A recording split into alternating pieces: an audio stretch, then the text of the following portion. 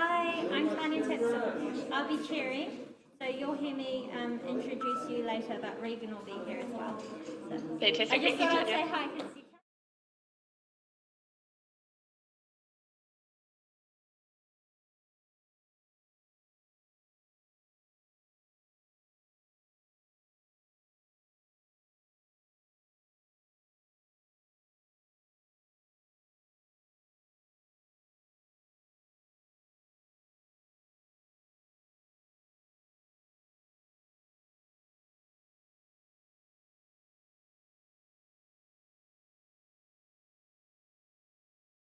Konihira o Rotorua. Welcome to our Operations and Monitoring Committee meeting today on the 7th of October. I welcome anyone who is live streaming online. Also a reminder to turn your mobile phones off, and we'll have a break later to allow members to clear their messages. Please keep your mute button on when not speaking to those who are joining us online. And also please just raise your hand if you do have a question or wish to speak, and myself and Rick will be keeping an eye on that. So we do have some people joining us online. COVID's definitely shifting the way we do things, but all of our meetings will be live streamed for our public to view either now or later as well. So I would like to open our karakia and open our meeting with a karakia and invite Councillor Maxwell to do the honours.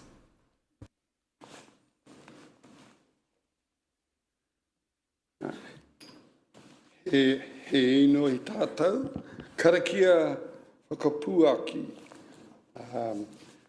We'll do our karakia composed by Ngāti Whakaue member Scotty Morrison. Join me if you wish.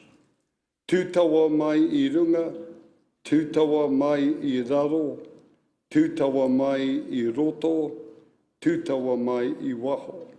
Kia tau ai, te mauri tū, te mauri ora, ki te katoa, haumi e, hui e, taiki e. Kia ora koutou. Kia ora, Councillor Maxwell. Well, we'll start our meeting today by calling for any apologies. I only have one apology from Councillor Bentley. There appear to be no others. Can I please have a mover and a seconder to accept that? Moved by Councillor Yates, seconded by Councillor Raukawa-Tate. All those in favour, please say aye. Carried, thank you. Any declarations of interest this morning? There appear to be none. Any urgent items not on the agenda? Yes, Councillor Kumar. Good morning, Madam Chair. And in case I've missed it, I believe the council was shut down on Monday due to some deep cleansing issues. Regarding deep cleansing, will we be getting an update, or was there an update released? Something that I missed altogether? Order, Madam Chair. I'm sure you'll answer, but it was in our daily update and the reason why. So we're all informed about it.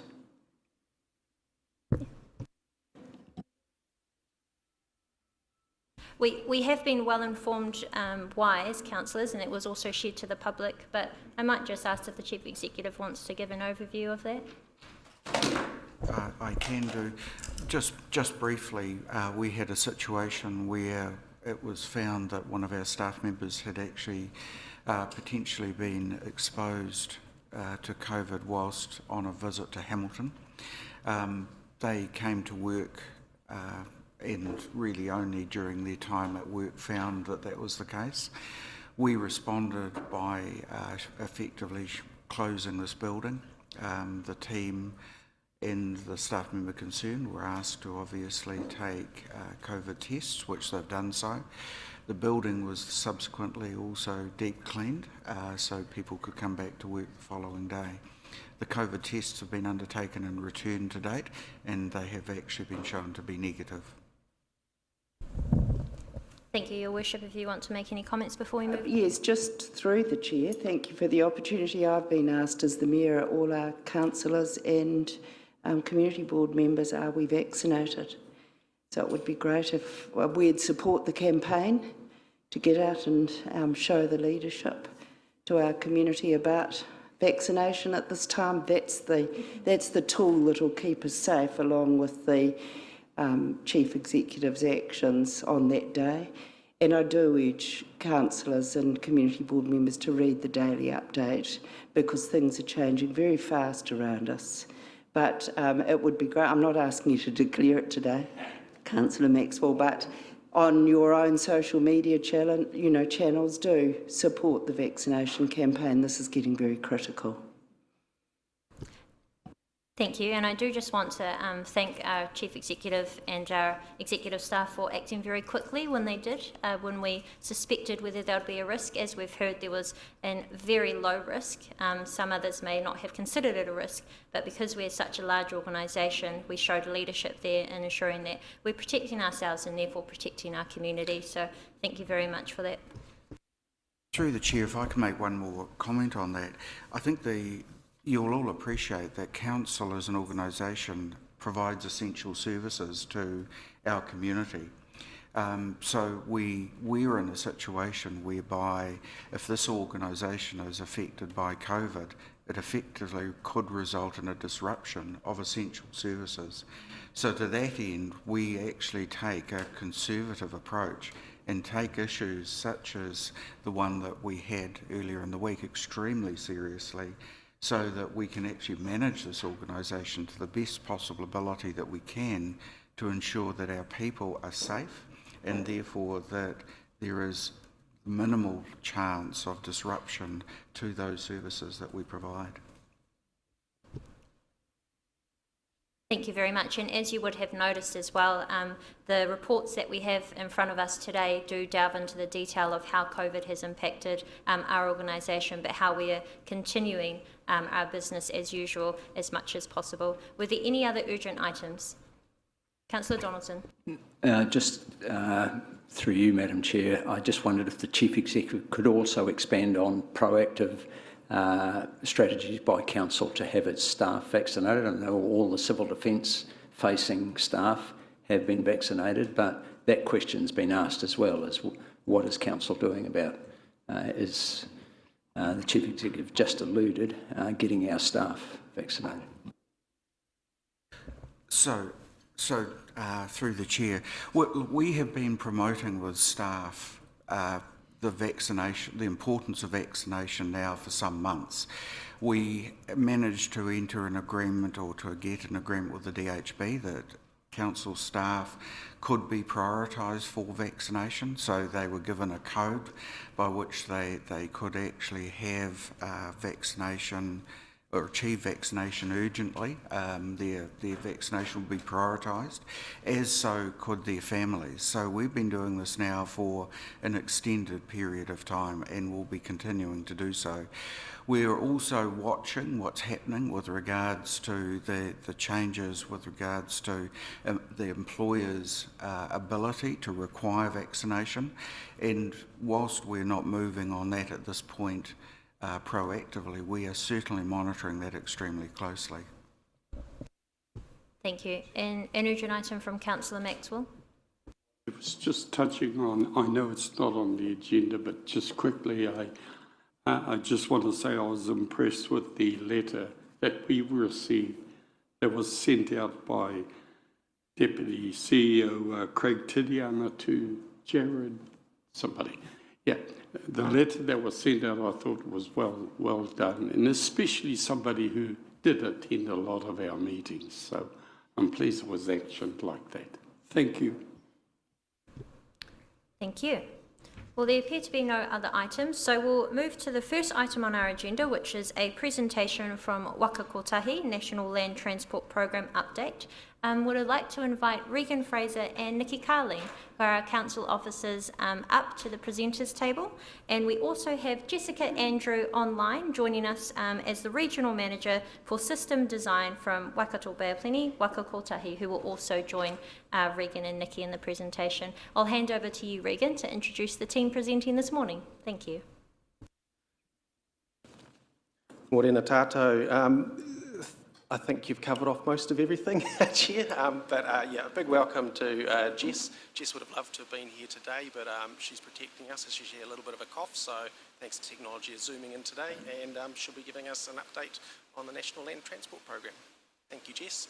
I'll just add one other thing. She is struggling to hear a little bit, so Jess, just put your hand up if you miss a question and we'll repeat it for you. Thank you.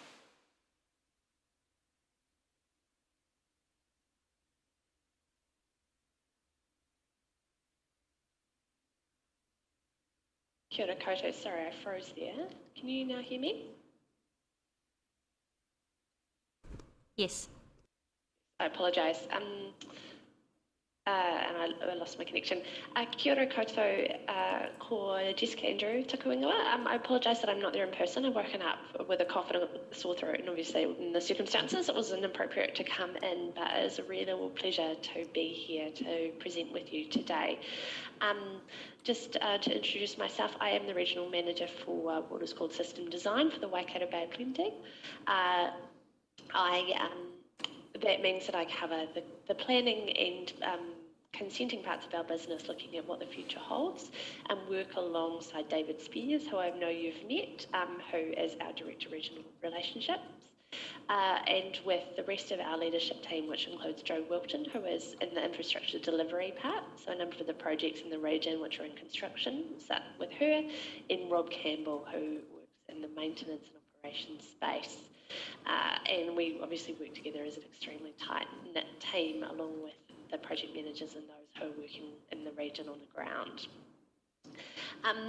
I wanted today, if we can just go to that first slide, to give you a bit of an overview of what's happening in the region and talk about the NLTP and what's come out of that and what's happening. And I'm happy to take any questions as we go through. I know I am struggling to hear those of you on the far side of the room, so I may need questions relayed to me, particularly if you're not sitting right by the screen. But I'll jump in unless you want any other direction. So that next slide again on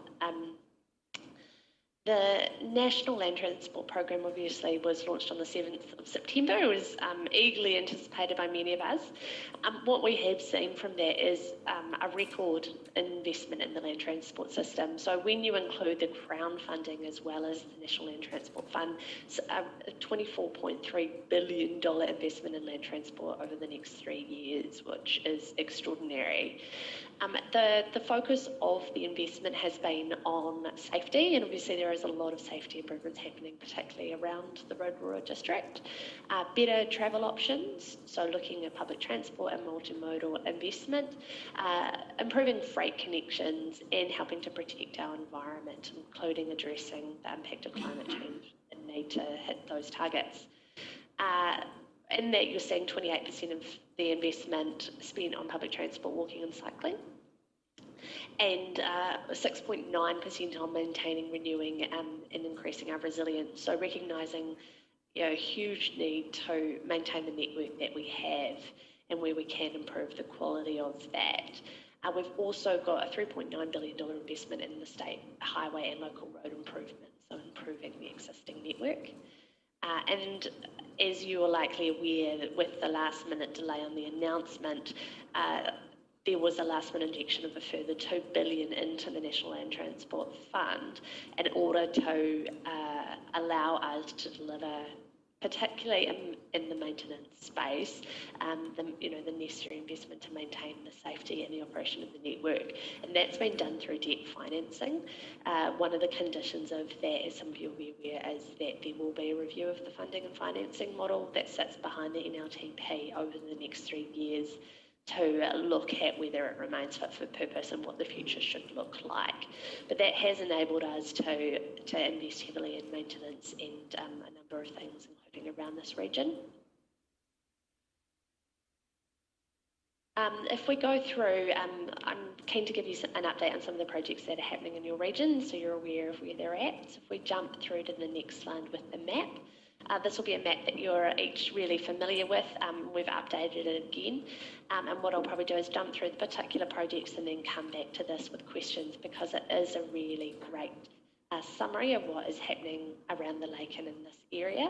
And these slides are also available for you to use that map as you need. But I'll go to the next slide with which is around the State Highway 30 Eastern Corridor, which is an exciting one as we're now progressing to some great outcomes on that. So that stage one of this is the Sala Street to Isles Road section, And this is focused on improving the safety, access and reliability along this stretch of the corridor. And it also has significant investment in better walking and cycling facilities. Construction is currently on track for completion at the end of this year. So what we have done now is we've now turned on the new signalised intersection at State Highway 30 Tawera Road. And many of you will have seen that, and that has made a significant improvement on the safety and the ease of use and the peak travel times. And I know there has been some pain through the construction process, so it's really exciting to see the change that's come with being able to turn that on, and we're seeing the effect of that through the data on the use of the corridor. And we've now upgraded the underpass bridge, and that included upgrading the services through there and along the length of State Highway 30 and Sinai Road, between Sartla and Isles Road. And we're now looking at the final layer of surfacing, and we're scheduled to get the last of it down by mid-October.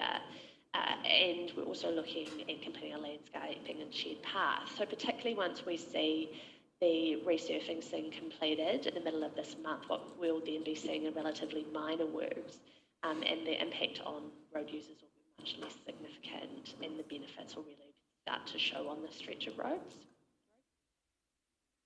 Any questions or comments before I move on? Any questions on this area? Jess, I did just have a question, and it comes from just some feedback from the public about the significant number of potholes that have unfortunately popped up on that stretch of road, and I know that that is probably due to some severe weather events, but I did note that you also have a very large budget for maintenance and renewals, so is that also part of that renewal schedule as well to fix those? Yeah, absolutely. So we completely, and this links in as well to the central corridor work. So I'm acutely aware that there are, it is particularly along the central end of this, there is the surface in a really poor condition, and primarily what the kind of cause of that has been with the central corridor works. We were hoping to hold the heavy maintenance and the full renewal of that up to align with the delivery of the full revocation and central corridor works.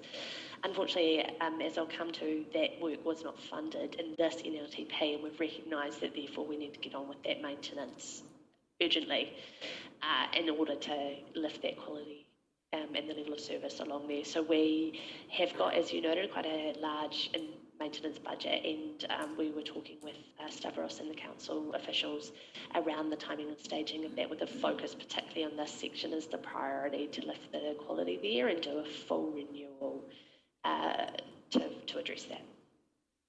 Thank you very much, Jess. Were there any other questions on SH30 Eastern Corridor?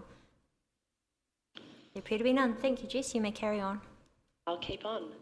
So stage 2, if we move to the next slide around stage 2. So this is the Isles Road through to the airport. So on this one here, this is focused again on addressing safety and the connectivity on the corridor, but it also looks at accommodating the future growth, which we know is coming around here, and looking at better travel choices.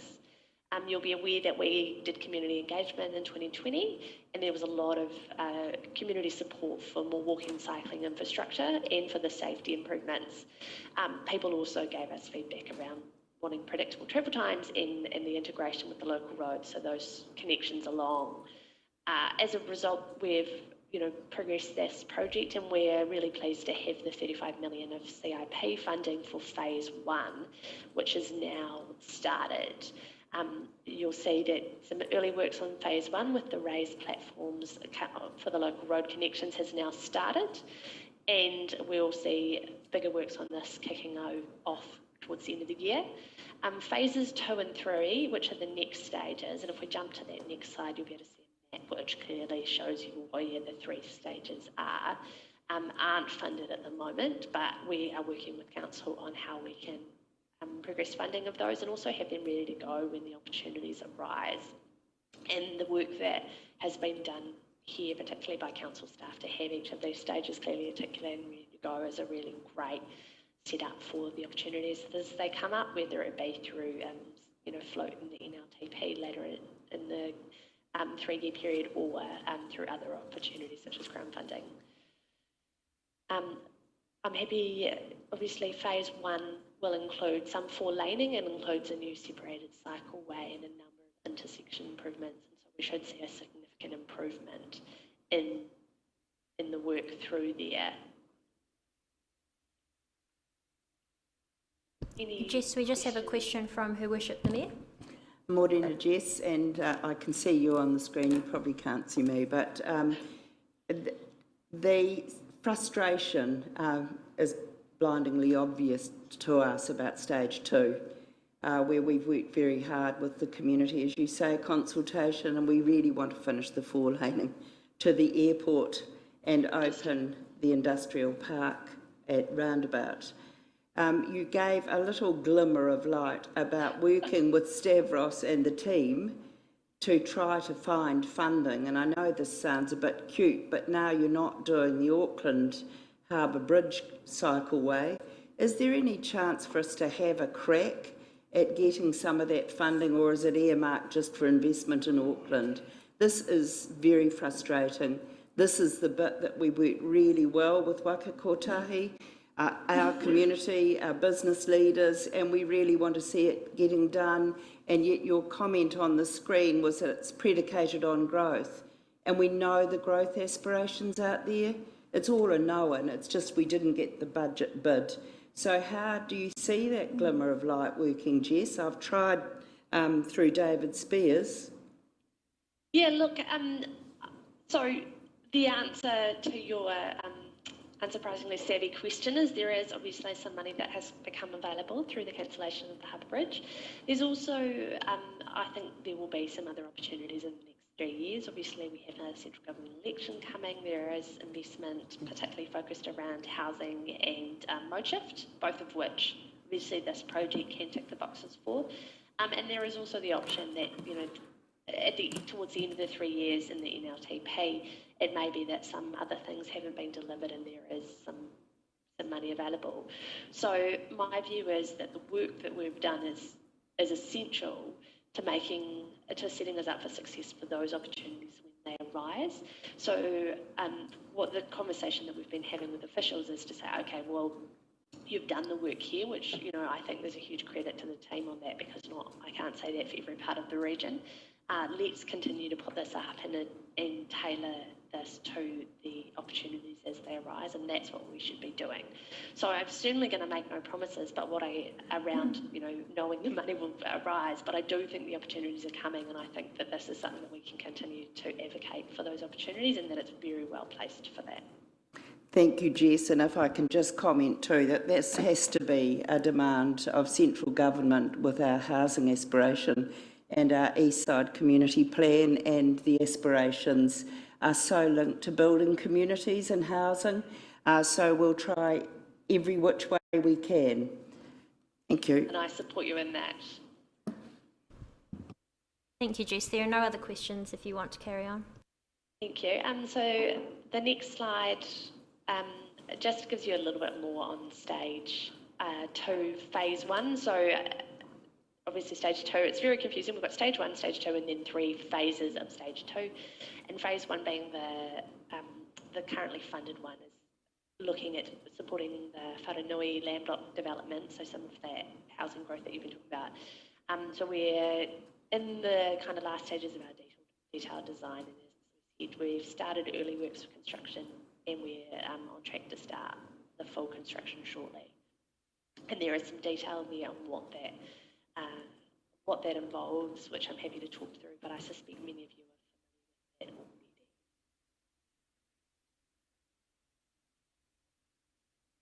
that already. If there's no questions on that, we'll move through to the central corridor, which we touched on briefly.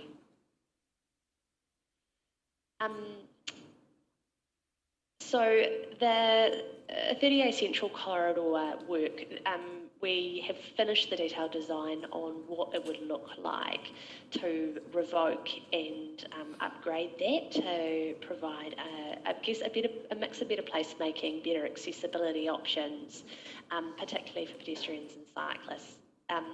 And we've come up with a package of work which has costed about 22 million. Unfortunately, this wasn't funded in the last NLTF, and obviously that was a huge disappointment for all of us. But again, this is a situation where we are really well set up to look at the opportunities as they arise. What we are going to look to do is whether, particularly whether there's some key elements of that we can get funding for early to get those in place, and to provide those connections to help support your aspirations around your centre city and what the future form of this will be. And I guess, at worst, making sure this is a priority for the 2024 to 27 NLTF, and if, at best, finding opportunities ahead of that.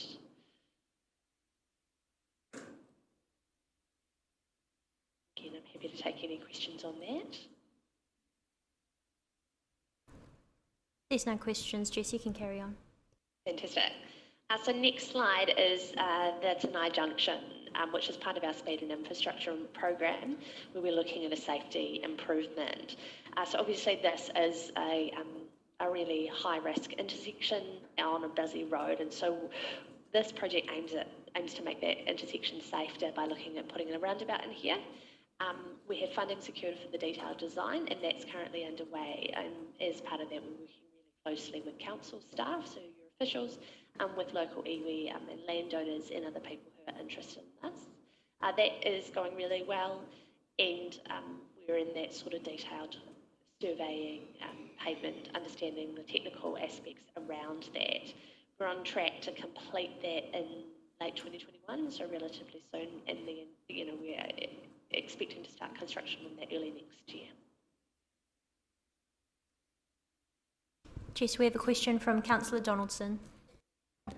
Thank you, Madam Chair. Through you. Sorry, Jess, can you hear me all right? I can hear you very well, thank you. And look, it was jumping back to State Highway 30A. So with that being unfunded, does that mean until it is funded, it remains a state highway and its revocation doesn't go through? And so it's Waka Kotahi that look after the potholes on that section that we hear so much about? Yes, that is absolutely right. And touching on what I said earlier, because we had been holding off on the full maintenance on that until the revocation, since that's not happening, we've agreed with the officials that we will now progress with doing a full upgrade of the pavement there. It's very much due for it, and will be progressed in this NLTP, and we're prioritising that funding.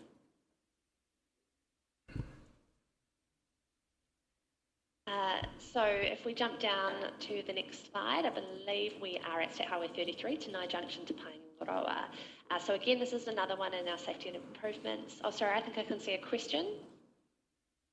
Yes, there is, from Miss Rothwell, who is our Lakes Community Board representative here. Yes, sorry, Jess. I just meant to ask in relation to State Highway 30, going through to Whakatane, is there any going to be any consultation or change on speed limits in that area? Touch on the speed limits further on. I believe at this stage, no, but I can double check that one for you and see if that is in the program, if you like. Right, okay, so nothing's planned presently? Not off the top of my mind, but I can double check. I haven't, it's not on the current program, but we are updating the program for the speed limit reviews, and it's probably best that I double check that for you. Lovely, thank you. Absolutely. Sorry, just making a note of that for myself. So Faranui Junction to Paengaroa, again, this is SIP improvements. So a focus on safety, installing wider shoulders and a wide centre line, as well as roadside barriers at the high-risk locations. If you've driven this recently, you'll see we're kind of progressing to the final stages of construction around this, and we're focusing on the areas either side of the Sun Valley Curves passing lane and also on the new shared path at Okere Falls. So construction of this is due for late 2022, which allows us to integrate with the maintenance that is planned along this corridor, so that we're only coming through here once. What we will have completed for summer this year is the Okere Falls shared path, so that's on track to be completed, so that through the Christmas break people will be able to use that. And we've also already completed the Paengaroa section. You see the new passing lane there, and the Morerea to 3033 and Tanai intersection. Jess, we do have a question again from Ms Wothrell. Through you, Madam Chair. Jess, we understand that the community have been really supportive in the area regarding this project. That is the case, isn't it? Yeah, extremely. We've worked really well with the community and we're really grateful for their support and assistance and engagement on this. That's lovely. Thank you.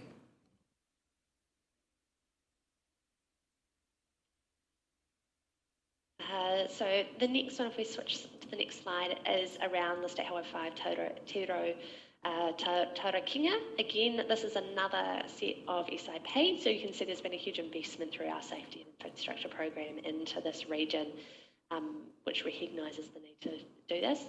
So this is identified as a high-risk corridor and it's relatively long at 38 kilometres.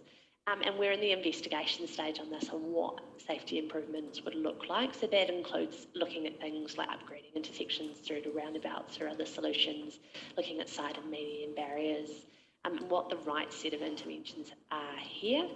Obviously through that we'll be working closely with your staff and with Mana Whenua to understand what the context, the need and the aspirations are here.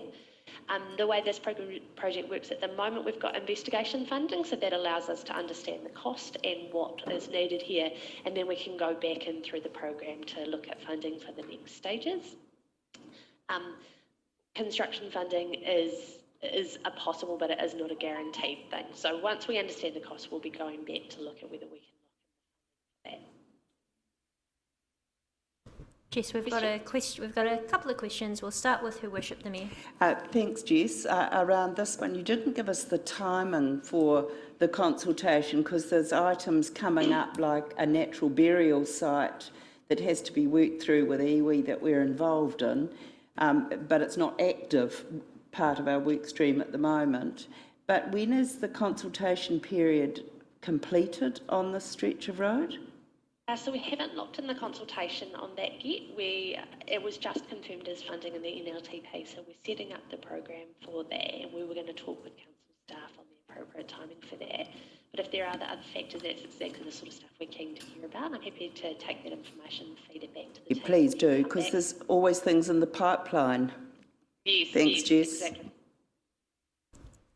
Thank you. We'll go to Councillor Wang, followed by Councillor Maxwell. Thank you, Madam Chair. Hi, Jess. I had just two questions here. The first one is regarding the intersection between Danzy Road and State Highway 5 and the concern for residents in the Mamaku area regarding this intersection, because it is another high risk intersection as well. And the next one was Rotorua Road in State Highway 5 on both ends, actually, on both State Highway 36 and on State Highway 5, both ends being pretty high risk as well. Is there anything being done into looking at those intersections to improve safety? Sorry, I didn't quite hear. What was the second one? Sorry, the first one was Danzy Road and State Highway 5, and the second one was Rotorua Road and State Highway 5. So I understand the Rural Community Board, which I'm a part of, have been trying to get some movement going on in terms of Rotorua Road and State Highway 5. However, that hasn't we haven't been able to get support for that. Because it was labelled not as a priority. However, there has been a lot of concern around those areas, and I was just wondering if there was anything being done into improving the safety around those areas. My understanding is at this stage they haven't been prioritised in the program, but we are aware of some of the challenges there, so we have had some conversations around where we can look at those. And we do have, if we jump to the next slide, just because I think that will provide some context on what we are doing, obviously there is some work at the Rangataha roundabout, and we are looking at what the opportunities along that corridor through to Taurakinga are, and so that's where we'll consider whether there is anything else that we could do there. But at this stage, as you've identified, that hasn't been prioritised. Thank you. Thank you, Jess. We'll go to Councillor Maxwell. Thank you. Morena. Morena. Mine was on the slide, the previous slide, please. Yeah. The first bullet point there where it identifies as a high-risk corridor, the 38 kilometres there. Is this Waka Kotahi's assessment that it is high risk, and the final bullet point is for investigation only? So what will get it over the line to become higher than high risk? Kia ora. So the assessments of the nature of the corridors is done by Waka Kotahi, but based on a kind of factual framework of all of the corridors in the country being assessed based using particular crash statistics and some other factors to understand where our priority corridors and intersections are for risks. So based on that information and the crash statistics in particular, we've identified this as a high risk corridor, and usually in that there is input from council staff as well in their experience of the community experience of those corridors. As to investigation only, it'll be, and whether that will then translate into construction funding, that goes into that national prioritisation. So once we understand what the solutions here and the right solutions are, it'll go back into the program to understand where that fits in the priority list of the other high-risk corridors in the country. And part of that is how high risk, but part of that is also looking at the solutions, the community willingness. To be fair, community support is a huge factor, because if the community is behind it and going to support the project, then that gives it a higher priority. And obviously, we're seeing huge amounts of community support in this area. And then the cost and the scale of the improvement as opposed to other opportunities. Thank you, Jess. We have a question from Councillor Donaldson, followed by Councillor Yates. Thank you, Madam Chair. Jess, I'm always nervous about completion dates and raising expectations, and I see mid-October, which is a week away, mentioned a couple of times in the presentation so far. Are these still valid, and do they factor in weather and COVID disruption? That's my question. Kia ora. Yes, I share your nervousness. However, I can assure you I tested the team on that one pretty hard given the experience here, and yes, we are on track despite COVID and weather and all of the things that have caused delay here. That is on track for mid-October completion. Thank you, Jess. Councillor Yates. Kia ora, Jess, and through you, Madam Chair. My question is around potential funding for a gateway art piece. Has that been considered by Waka Kotahi for that particular area of State Highway 5, Tarukina to Nongataha? Sorry, I couldn't quite hear that question. I just might need it repeated. So this was with regards to funding being set aside for a significant gateway art piece for that particular roundabout. My recollection, and I can go back and double check that, but my recollection is no, there isn't funding for that at the moment, and that hasn't been allocated particularly through the funding buckets. A lot of that is Crown funding, but I am happy to check on that just to make sure I'm right on that if you like. Thank you, Jess. There are no other questions.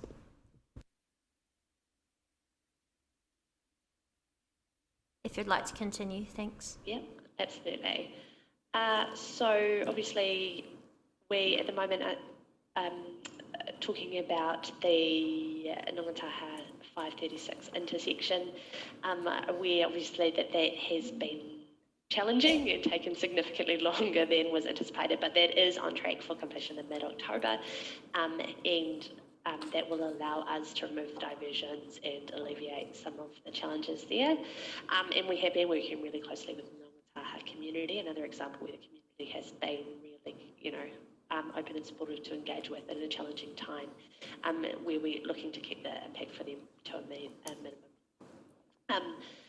We will continue then with the safety improvements along State Highway 5, and that will include the widening of the road and the installation of median side barriers to increase the safety along this section. And the final one, just touching on the question earlier, is around speed management.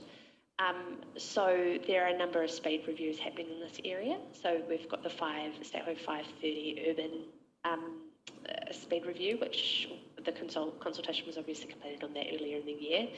The team are working through the submissions and the technical data in respect of that, and we're looking to announce that in December. I can give you no insights into where that's at because we haven't got a final recommendation on that yet. But then that would be implemented with formal changes early 2022. Tikatere te whakatane. Sorry, so this touches on the early one that I was asked about. So that engagement completed on the 7th of July, and we're looking to share the outcome of that with the community shortly, and then talk to our next steps, which will allow us then to be consulting on the proposed new speeds by the end of this year or maybe early next year. So sorry, that's the answer to the earlier question. So that's our time frame on that one. And then on Statewide 36 from Tōriko and Ngongataha, so that's obviously been identified as well as a high-risk corridor and is in the program. We're still in the early stages of that one, so we're doing technical assessments, which we're expecting to see in early 2022, and we'd be coming back to talk to you and the community around those. Questions? Excuse me, and that's my final one. So any other questions here as well? Councillor Yates. Through you, Madam Chair. Jess, it would just be still that particular area of Sauler Street that's still designated as 70. Obviously, we still see Whakarewarewa School being a critical member of the community there in our tamariki. Yeah. Can you give us some more clarity around that particular speed limit? At this stage, that's still being worked through, so I don't have the final decision on where that's going to land, but very much when I've spoken to the team about it, we're very aware of the school there and looking at a variable speed limit that would allow those control of that around peak times. Thank you, Jess. There appear to be no other questions, so I might just hand back over to Regan and Nikki if they wish to make any final summary or comments on this presentation. Thank you, Chair, and through you, just a couple of comments. One, just the recent question around the 70 kilometres near the Whakarewarewa School. You may remember from our previous consultation that 70 isn't a good number anymore, so it's unlikely to go higher, I would imagine, so we should see a reduction there. And just to highlight what Jess talked about earlier too, in terms of working together to continue to seek funding for projects which are not currently funded. The two big points I wanted to highlight was one, we are still working towards what these projects look like and getting them to a detailed design. Because of course, when money becomes available, something that is, here it is, I've costed it, I've consulted with the community, is much more likely to attract that funding than we've got a good idea and need to look into it. The other part is these larger projects are chunked into smaller projects.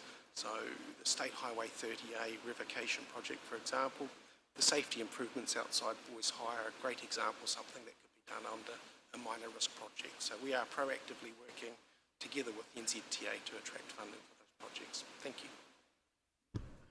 Thank you, Regan. Final comment from Her Worship the Mayor.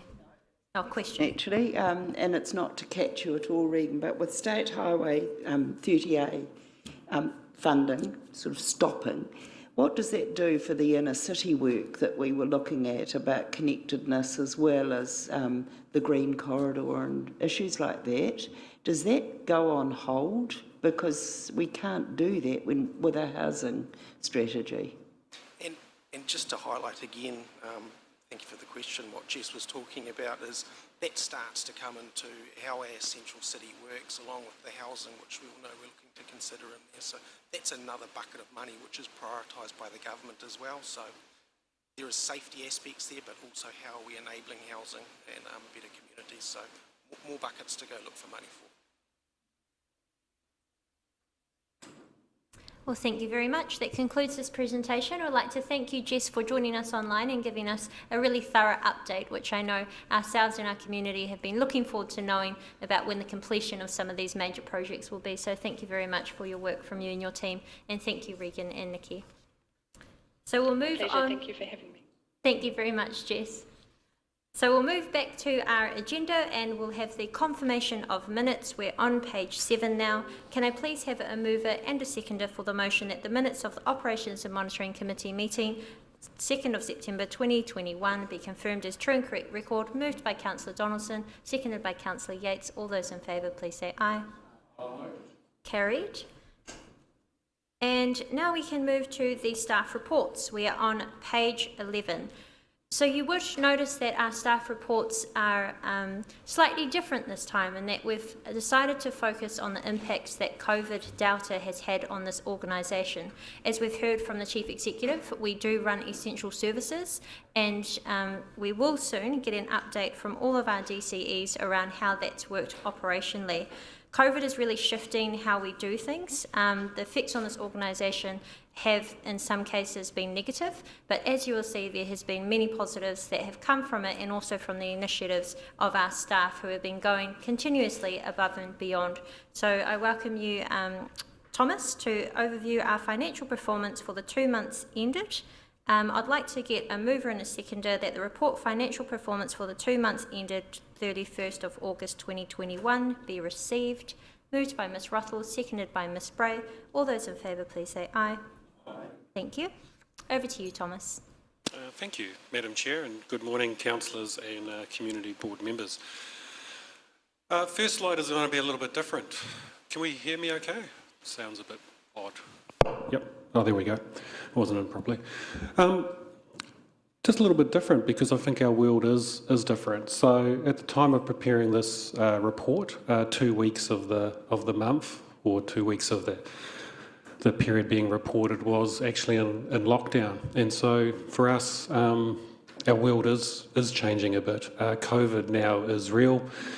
And we have seen in the last couple of days that with regards to the government's elimination strategy being not given up on, but proving challenging to fulfil, that our world will be significantly different going forward. And so our BAU in the past is probably not our BAU going forward. And in the coming months and probably year, there's going to be a common theme. And unfortunately, COVID is going to play a massive part of that. You also recall that I think the last time we were here was about March 2020 when we were in lockdown, and we ended the 2020 fiscal year with about $1 million financial impact as a result of that lockdown. And there's probably therefore no surprise that this lockdown that we had experienced has also had an adverse financial impact on our result. Bearing in mind that this result only reflects 2 weeks of that lockdown. And just to refresh your memories, we were in level 4 on the 17th of August and we were there for 3 weeks. We went to level 3 on the 7th, we were there for 2 weeks, and we're obviously currently in level 2, and it'll be interesting to see as to how long we can stay in level 2, when in particular our neighbours are unfortunately having to move into level 3. The financial impact itself is very similar to what happened last time.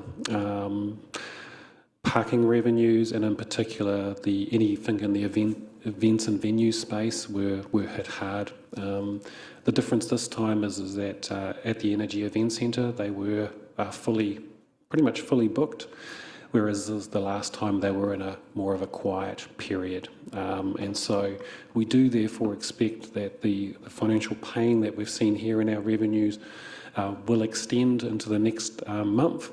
And with the uncertainty that we have in front of us with regards to COVID and potential lockdowns, and people's behaviours will likely change in our community, we are expecting further probably a negative impact on our revenues, but it's very hard to obviously predict that.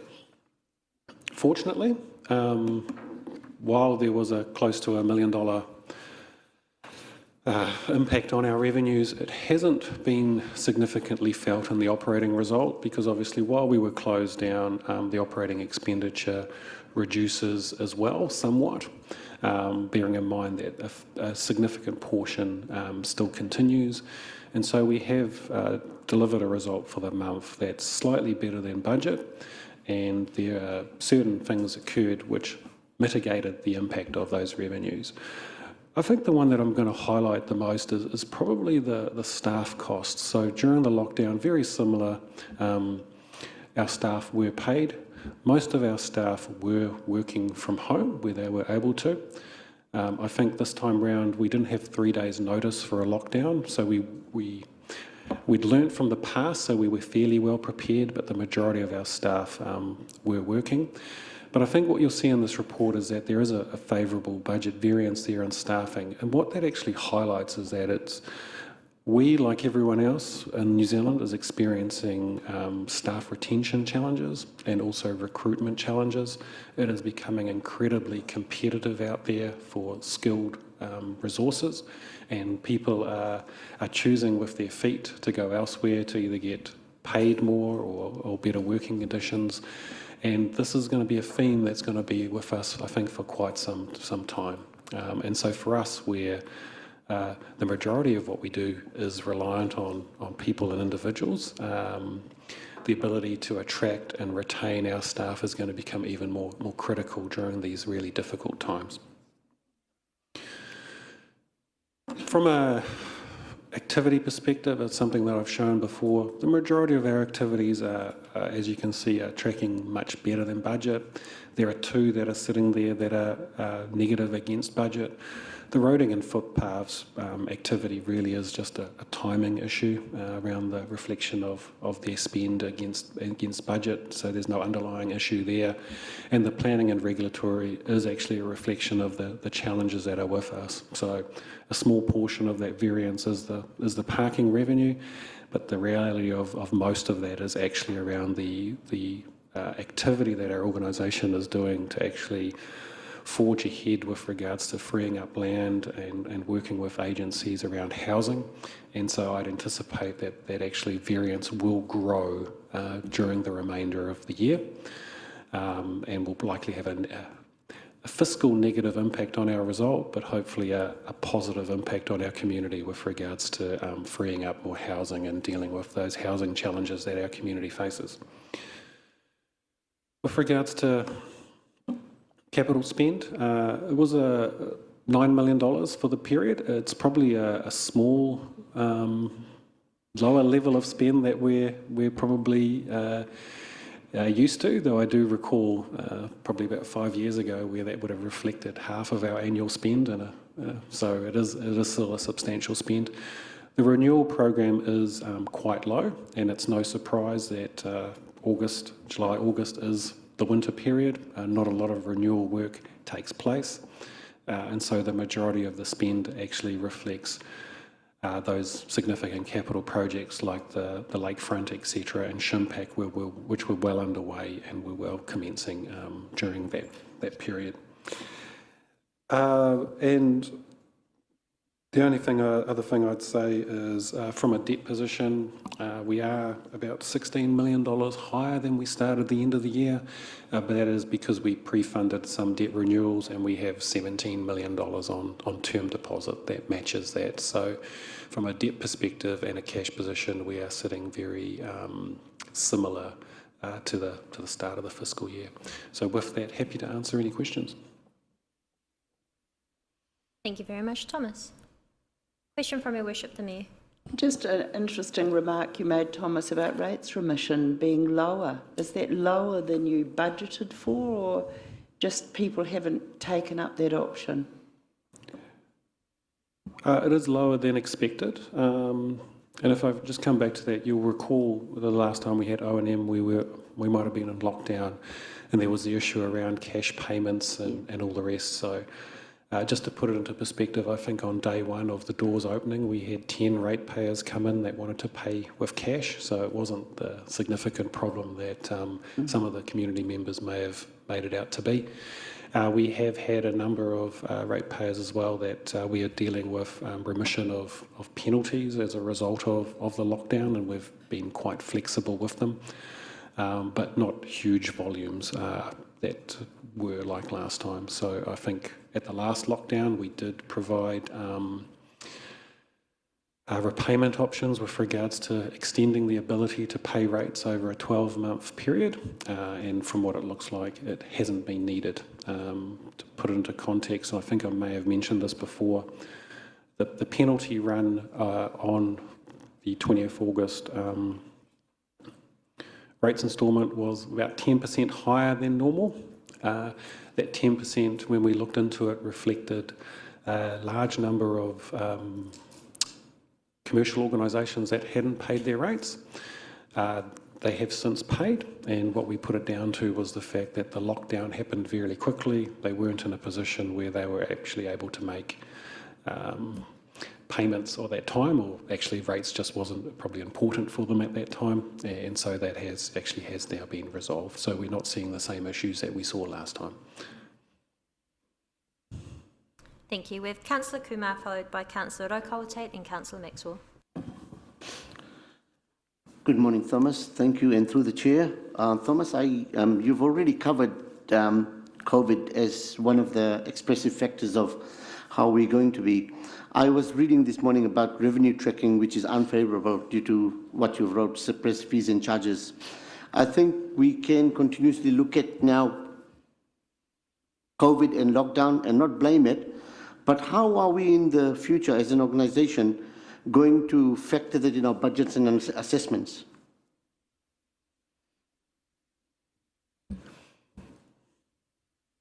I think it's a difficult one to answer because the future is uncertain. I think all we can do is know that we do provide essential services.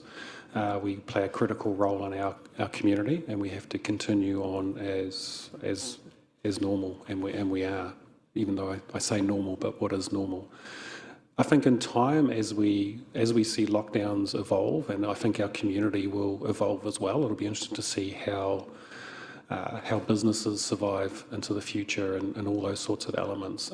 We may need to adjust with regards to the priorities of our community and how we can help. I think that'll be, our response will be, how do we help solve the challenges versus should we retrench and with regards to saving money. So, just supplementary to that through the chair, rates revenue is ahead of budget. So for the layman that's sitting out there, how do they understand that? What do you mean by that rates revenue is ahead of budget? Yeah. So this generally happens every year. So when we model our rates and we get you to agree to sign off the rates, it's based on a fairly good update on understanding what the underlying growth in our capital value and property database is. But when we do the modelling and all the rest, there's always a little bit of growth that takes place afterwards. And so generally when we collect more rates revenue, there's an element of that that we may have been a little bit more conservative on rates, which I think is on growth, which I think is a better position than being too optimistic and undershooting it. And secondary to it is that within the rates is also the remissions budget, and we haven't had to provide as many as remissions in the past either. So those two combined is why our rates revenue is tracking ahead of budget. Thank you. Councillor Rotorua. Thank you, Madam Chair. Kia ora, Thomas. I'm not sure if this is a question for you or perhaps for the CEO, but it is actually around staff vacancies, and I've seen that mentioned in our report, and you've alluded to it this morning. And I'm just wondering about, I'm not sure how many we're talking about, and I don't think these have just all suddenly come out of since COVID, so we've obviously had some staff vacancies for a while, and I presume that they may be at a certain level. So do we provide the opportunities for our staff to do we have career development opportunities for our staff so that we can hire from within and ensure that our staff are actually moving through so that they don't see others coming in when they might have had the opportunity to move up and So I'm just wondering about that, because I do know that if staff are not given the opportunity to grow, they tend to exit and go where there's an opportunity for them to start to develop further. So are we providing that to the staff? I'm not sure. I'm just asking that question. Thank you. Through the chair, look, absolutely is the answer, and I think if you only have to look even at the executive team to see people who have come through the organisation actually achieving very senior status within the executive team. But the other example that I'd use would be our call centre operation. What we quite frequently see is staff coming into the call centre, taking on call centre roles, and then actually moving through into other broader roles in the organisation equally.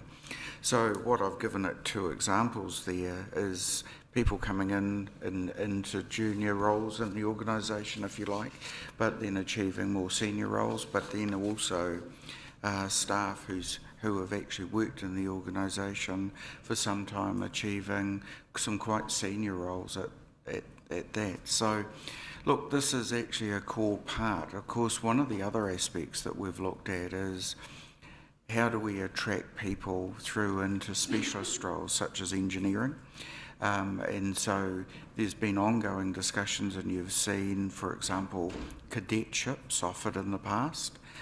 Through into the infrastructure area. That's another strategy that we've certainly followed. That said, is that we certainly, though, find ourselves operating in an extremely competitive marketplace for skilled staff, without a doubt. And so as our people attain skills, as they attain more experience, they become sought after in the marketplace. And so that's a factor, I think, that Thomas was alluding to, that we do need to actually look at as we go forward. I just ask a supplement, thank you, and I don't hesitate to ask this question, but I will, because I think it's necessary in this day and age. And I'm just asking, Jeff, is the opportunity given to women, our staff, women staff, to actually move through the ranks as well?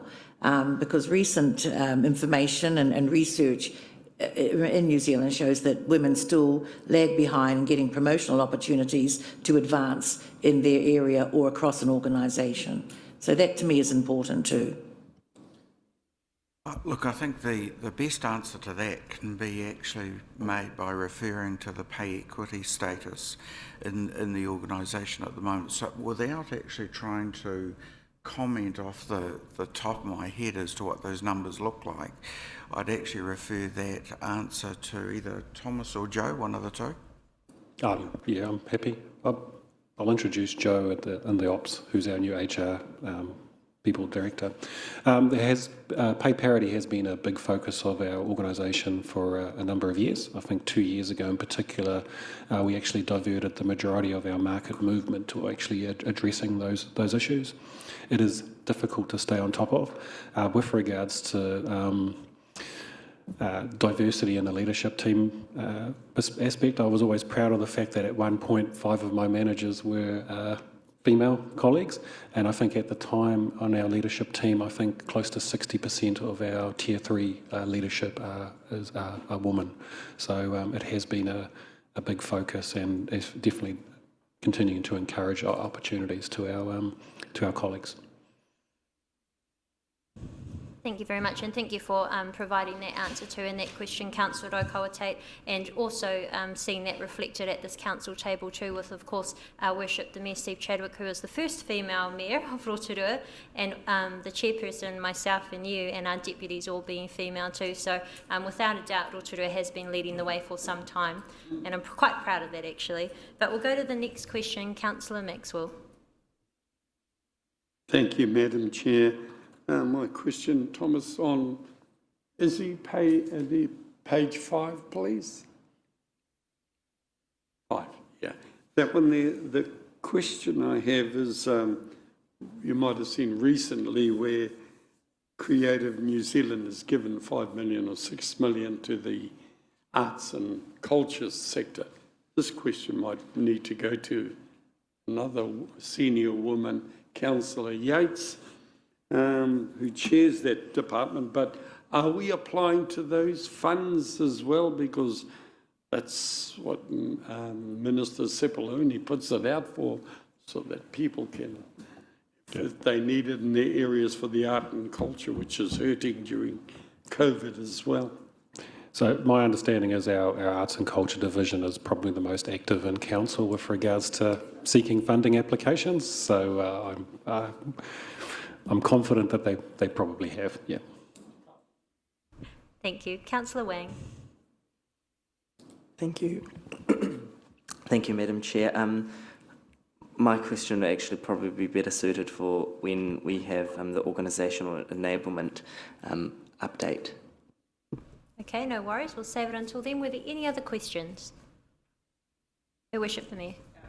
Just a comment, Thomas. I find this an interesting result given the period of lockdown, and it shows, when you talked about last year, the difficulty of standing up the organisation and keeping business as usual. I think this is a very acceptable result at this stage, given the difficulty and the lumpy ride that we've had. So congratulations. Thank you, Worship. And I think, as I said, it is difficult to forecast how we will end the year. We will do our utmost, but we really don't know what's around the corner with the world that's ahead of us. And I'm sure we'll have some interesting challenges in our financial results ahead of us. Yep. Thank you very much. Well, we will now move to our operational report. And on that note, I do want to welcome Joe Akari, who is our new Director for People and Organisational Development. It is great to have you on board our team here at Rotorua Lakes Council. Welcome, Joe. And I'll ask for a mover and a seconder to receive the report, operational report for COVID-19 Delta variant, August-September 2021 reflections be received. Moved by Councillor Maxwell, seconded by Councillor Wang. All those in favour, please say aye. Aye. Thank you. Carried. Welcome. Thank you. What we'll do first is I'll allow Joe to introduce himself. So Joe's been with us now for a couple of months, and we've been over the moon to have him, and happy to introduce him and ask any questions, and then I'll happily dive into the rest of the report with regards to my area.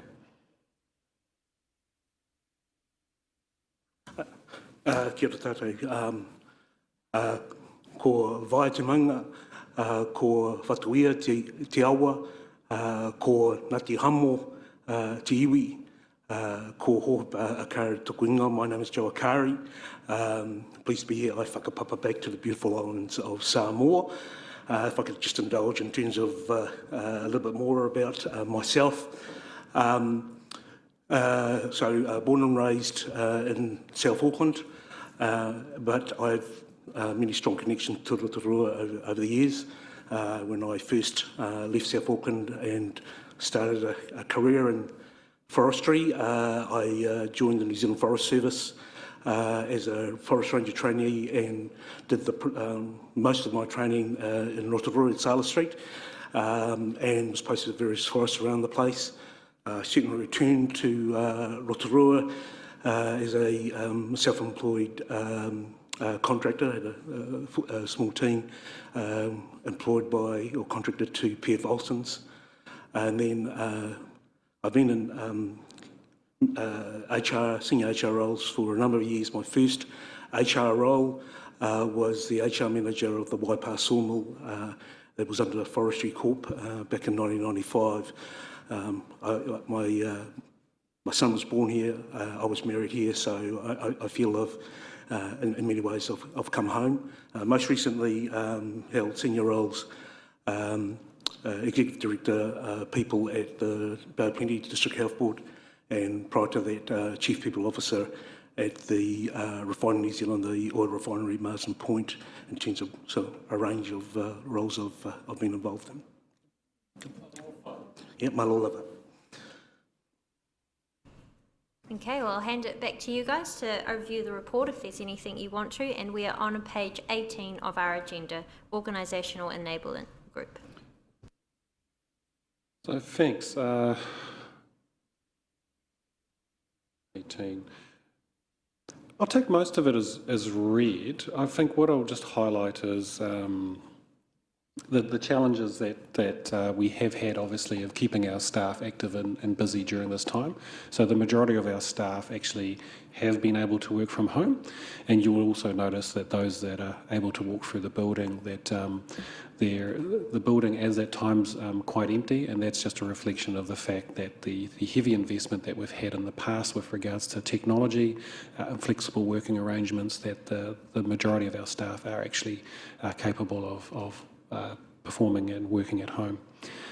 Just skipping through my area with regards to cyber threats. So this time, just like last lockdown, we saw an increase with regards to attempts for phishing, not actually phishing itself, it's with a PH, we're email phishing with regards to trying to pretend that you're someone else, and we have ramped up our protocols in that place. I think I just wanted to clarify something from, I think, last meeting with regards to some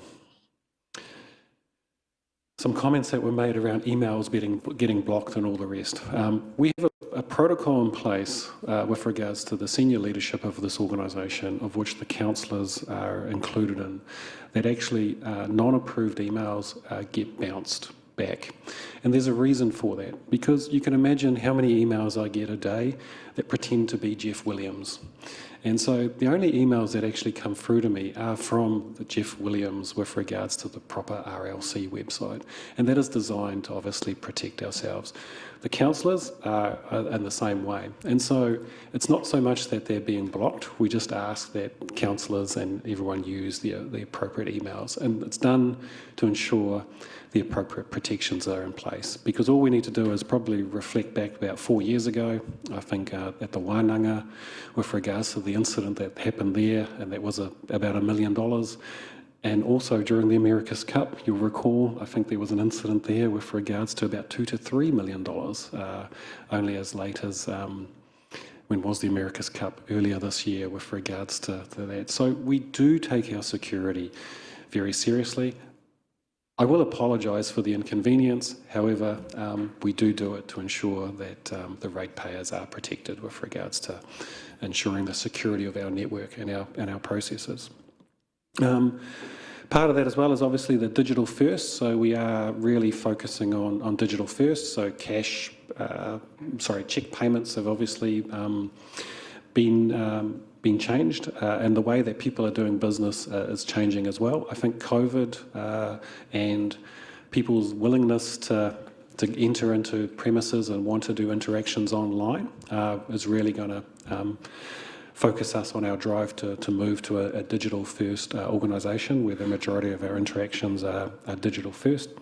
Part of that is the One Council ERP project. So where that is at is we're still scheduled to go live in March, and I stay still scheduled because we need to understand what COVID and the restrictions on consultants will have on this project.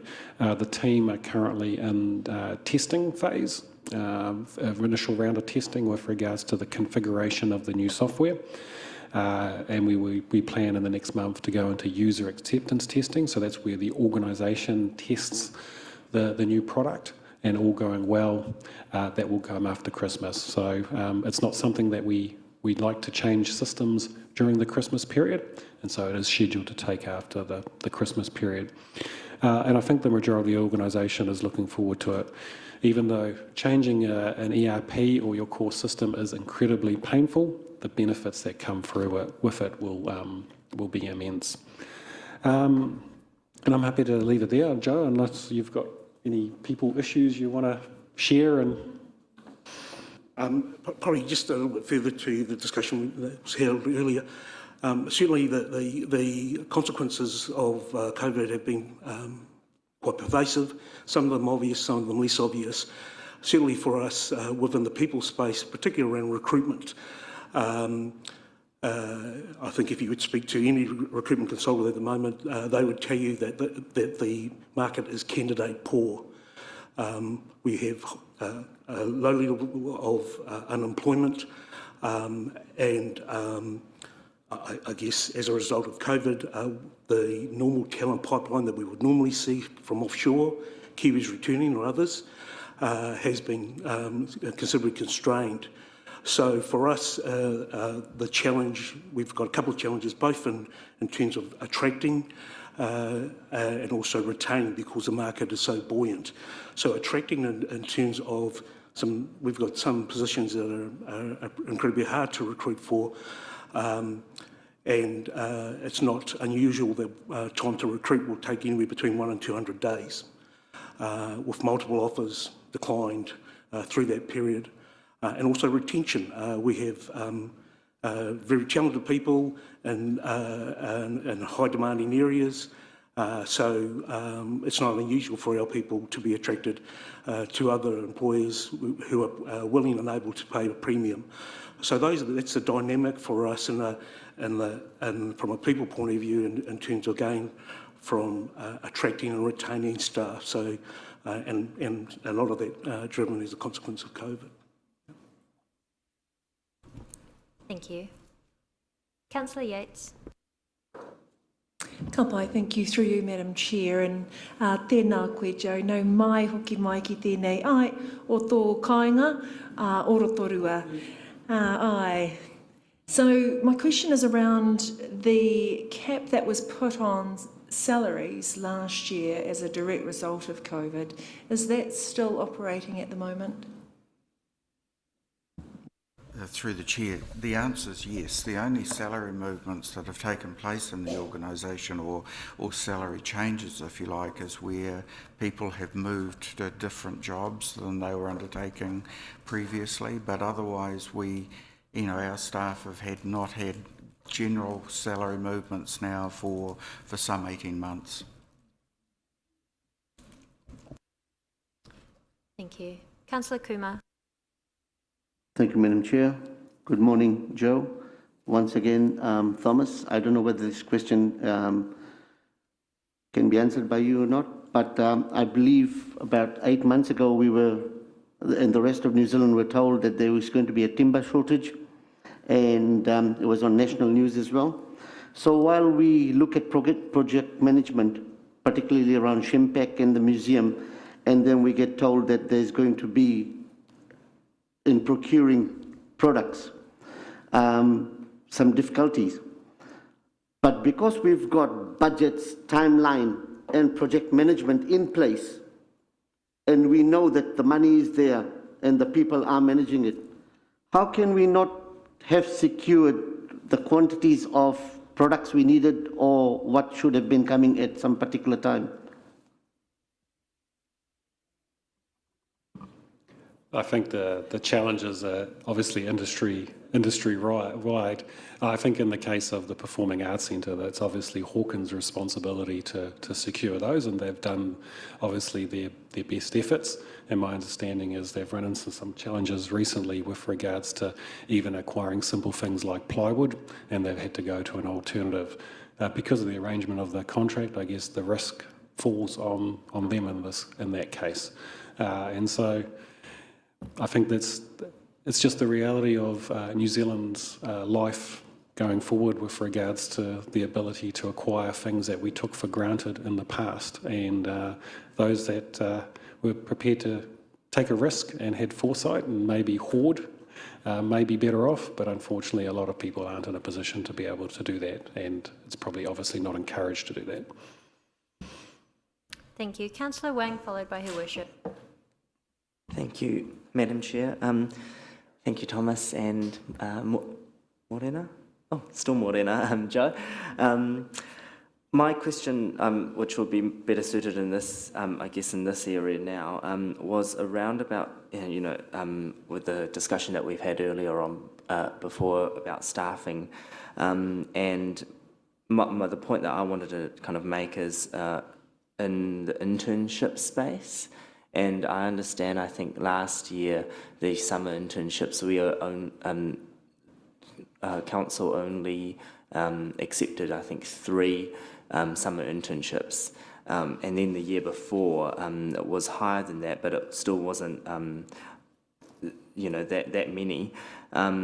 I was a bit disappointed last year when they were only accepting 3, but and I guess we did have a lot of impacts being in a very new and moving space. So I guess the question that I'm having is that are we going to be having summer internships this year, and if so, how many? And hopefully we'll have as many as we can. The conversation that we had before about the stepping up the ladder and having that succession plan in place, and hopefully solving some of those staffing issues, and especially supporting our local rangatahi and local rangatahi who have gone off to university or tertiary studies, coming back here, retaining local talent, and then giving them, offering them those experiences as well. So, so I guess my question really is around about internships. Thank you. So at this stage, we haven't made a final decision in terms of what it takes that we will take in terms of internships. It's certainly under review, and in fact, that's been part of our discussions this week as we work through around what we can accommodate and manage through those processes. Yeah. Thank you. Thank you very much. And yes, I know that also there was some internships or cadetships with local iwi as well.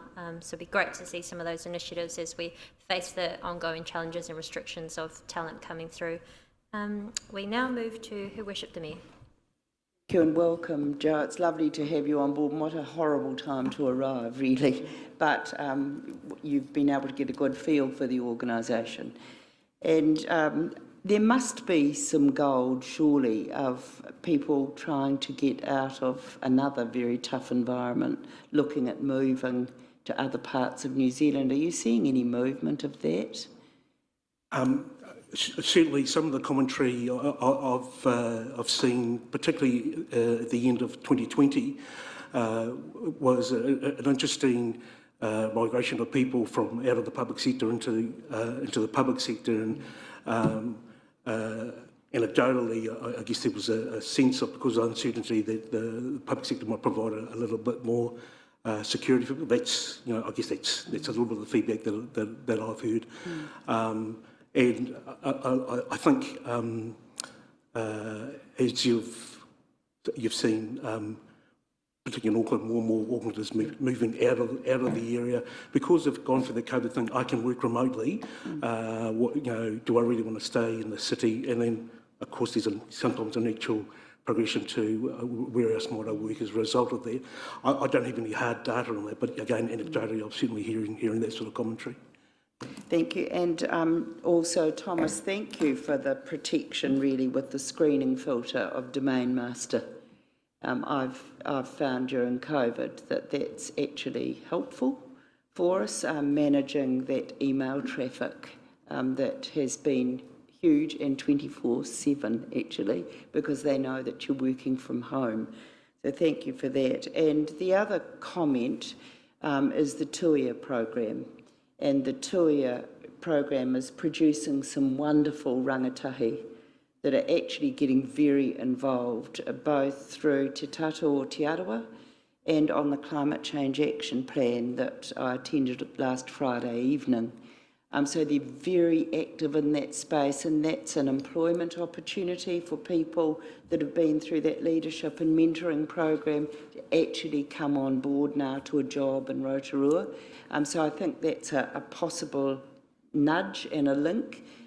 They've orientated through council in their year, and even in this really difficult environment, they're still showing real leadership and a keenness to participate. So I'd urge, before we engage on finding 2 more next year, that we do a bit of a debrief with our Tuia reps to say, where would you like to go? Because I see incredible talent there. Thank you. We'll take that as noted. And we have a final question from Councillor Rokawatapes. Thank you. Tēnā koe, Joe.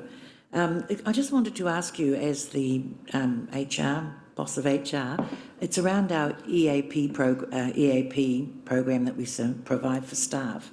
And as we know that during COVID, domestic violence rates have gone through the roof in New Zealand, as in other countries as well.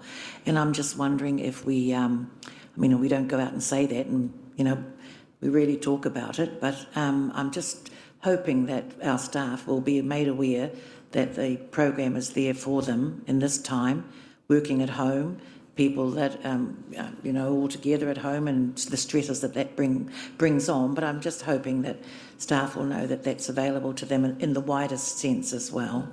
Kia ora. Thank you.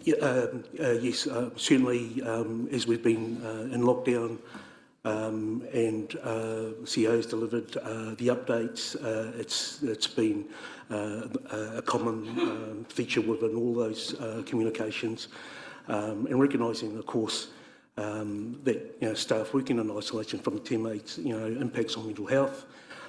We have a very good provider, I believe, you know, well used, but we continue to reinforce and reiterate the availability of that service to our staff.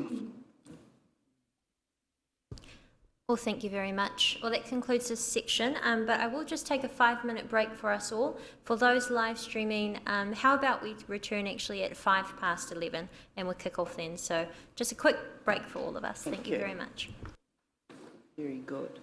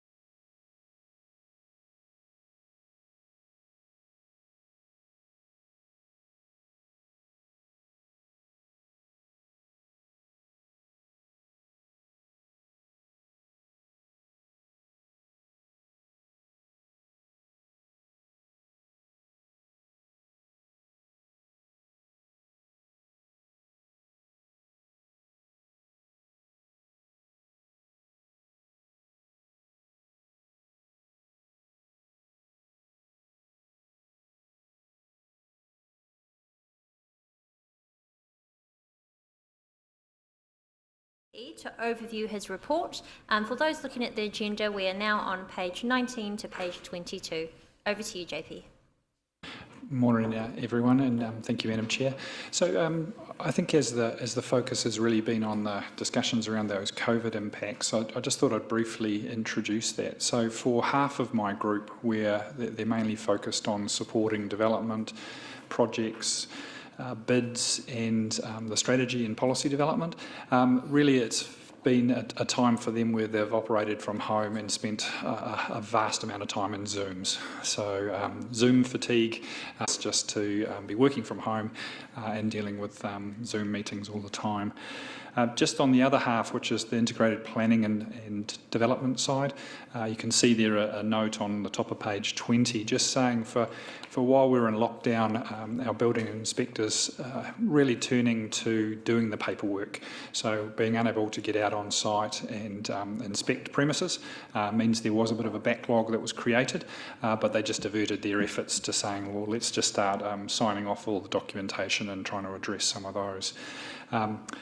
The other pressure point I would say, and it carries on from what Joe and Thomas talked about, is we are seeing a step up in the volume of work coming through consenting, and you'll see that reflected on that page 20 there. So we are seeing more consent applications, more building consents coming through. So we have taken a decision to increase the number of building inspectors, so from 6 to 7. So that's quite a significant change. We've had 6 for some time. So we have got some staffing level increases in the consenting and the building area, but at the same time we're also carrying a number of vacancies, which puts significant pressure on the existing team to process them and also meet those statutory timeframes that we have. So I suppose at this point in time, as we're desperate to see more homes being built, a nice problem to have. But obviously it does wear down the staff, and these are also staff that are in significant demand, particularly in the planning and building space. So a real pressure point for us. So councillors, I'm happy just to take any other questions on the report, treat it as read.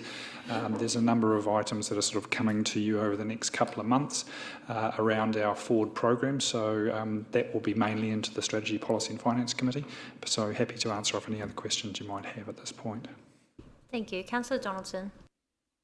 Thank you, Madam Chair. I've got 2 questions. One's a very brief one, JP. 643, the biomaterials biopilot.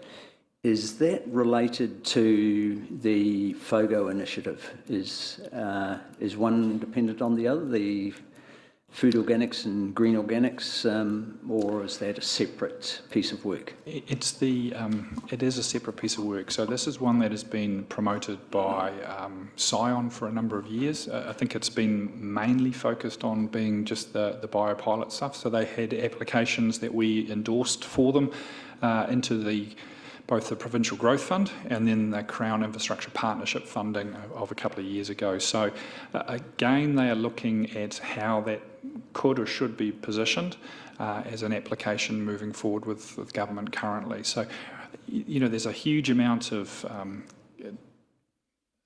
understanding, technology, innovation that can really come out of Scion Campus around the biomaterials. So really taking a broader view from saying, hey, this has gone beyond just a view of forestry.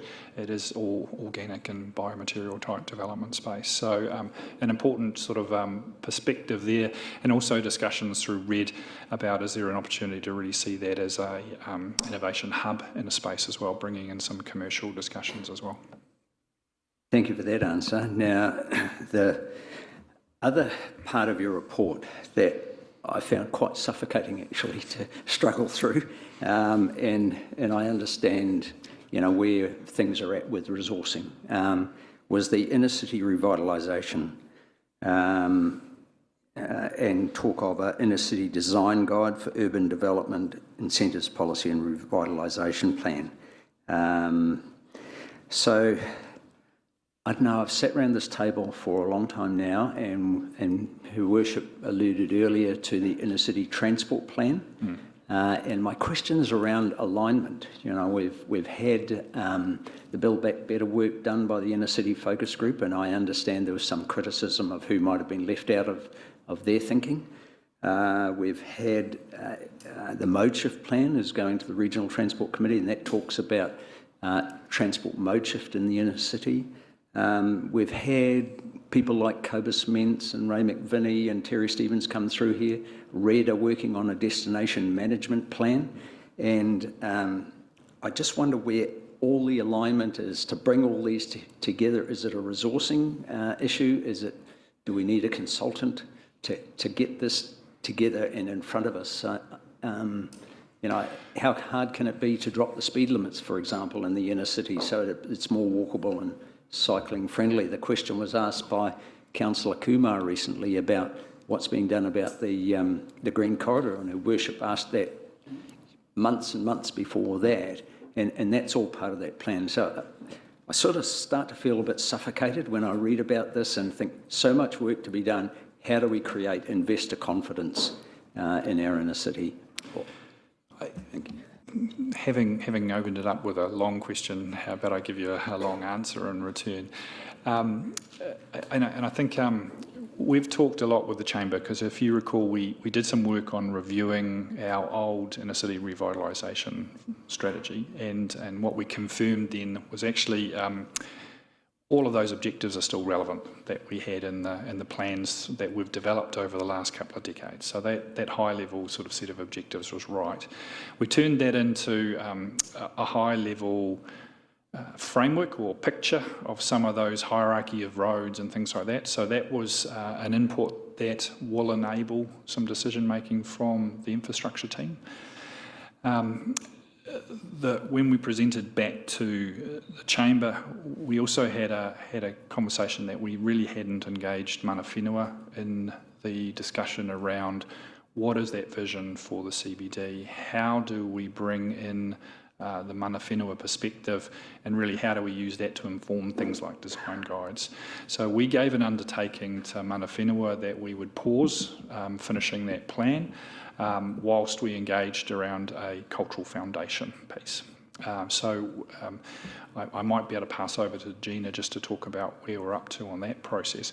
But before I do, I suppose just picking up on some of the other pieces there. You're right, we have a streetscape discussion. We have some housing demand needs, which leads to accommodation discussions and apartment types and typologies. And actually it gets beyond the CBD at that point to starting to be the next concentric circle around the city. So those transport routes are also key corridors like Fenton Street. And obviously we had the presentation today about NZTA's cross-cutting state highway discussion. So one of the conversations we've had, and we've been encouraged to go down this route by Housing and Urban Development, is to actually take our inner city revitalisation discussion and start talking about our priority development area, which is much larger, includes Fenton Street and those corridors. So we've got to lift it up a level, and I think that gives us the opportunity to make it a simpler conversation at this point about what kind of homes do we want, what kind of density do we want, what does that mean for public transport and the links, and then we should be able to make sure then that we haven't compromised the conversation we've had with mana whenua about getting that cultural overlay in place, so that when we move to the next step of this, which is actually making it real in the rules of our district plan, we're set up properly and the community's had a chance to engage in it. So hopefully that still doesn't leave it as murky as it was, but I'll pass over to Gina just to talk about cultural foundations. Kia ora tātou. There are essentially two parallel work streams. So the first is engagement with landowners and business owners in the inner city, and of course mana whenua feature in that process. That's more about looking at how landowners are looking to develop their land into the future and making sure that that's reflected in the work that JP's team is doing, and we're making sure that mana whenua are part of that conversation. Separately, there's the work around the design, future design principles to guide what the look and feel of the city is, particularly focusing on the infrastructure that we provide as council, things like street art, signage, all of the things that create the look and feel of the inner city. We're working with JP's team to establish a technical advisory group who will help to identify what are the stories and the themes and the sites that mana whenua want to reflect and prioritise in the city, that will then inform the design work and the design guide that comes out later on. There's some really good examples around the country of where that's been done. Auckland went through that process a few years ago. A number of other cities have done it as well. So it's important to make sure that the way that we present our city is authentic, it's distinctly Rotorua, it gives a sense of place, and it tells visitors and our people who we are and who we want to be. And I'd probably just try to keep the time question, which I think gets to your last bit, and the use of consultants. Yes is the answer, Councillor. We are looking at bringing some consulting capacity in just so we can start developing up that picture of how all those pieces fit together, and I've given them a target of Christmas. So we really have a high-level plan that at least shows that picture of what that future could be. Then we have to break it down into how you might actually implement it. Thank you, Madam Chair, through you. Thank you for that answer, JP and Gina. And I'm encouraged by the time frame that you've suggested. And I'd love to see some comms coming out once we've got that high level so that we can create some confidence going forward. Thank you. Thank you. Councillor Kumar, followed by Her Worship the Mayor. Thank you, Madam Chair. Through the Chair. JP, nice haircut, looking very sharp. I believe you've just told us that you are looking at more building inspectors because there's a lot of involvement in that industry. But with the building consents, I believe that if we are not able to process them on time, we start giving discounts. What is the maximum number of discounts we give if we are not able to fulfill our commitment? Well, Council, it's actually resource consent. It's not building consent. So it's the resource consenting side. I think the number is about 40% is the discount that comes through there. I can just confirm that with you and come back to you. So that's if we miss the statutory time frame or haven't used the opportunities to extend the time frames if there's appropriate reasons to. So I can come back and just clarify that point. Thank you. Your Worship the Mayor. Thank you, JP, and I suppose I'm following up from the Deputy Mayor who feels a bit suffocated. I don't, but it's complicated and it's not an easy story to tell our community at all. And while we can't tell them, other than the north, south, east, west and central, they don't yet get that picture. And so they're filling the gaps, actually. That's what we're feeling when we're out there. I'm glad there's a linked plan, but, 8 years ago we were talking about apartments. And so my question is, has Red got anywhere closer to working with mana whenua or developers about the inner city and about apartments? Because I really think once we get one and we're showing that inner city, here's one underway, great. And we are looking at other regions doing well with kaingoora, and we're seeing these new housing stuff happening. And I wonder where iwi's at too, with coming in to say, look, a lot of our displaced people need to be housed in affordable and social housing.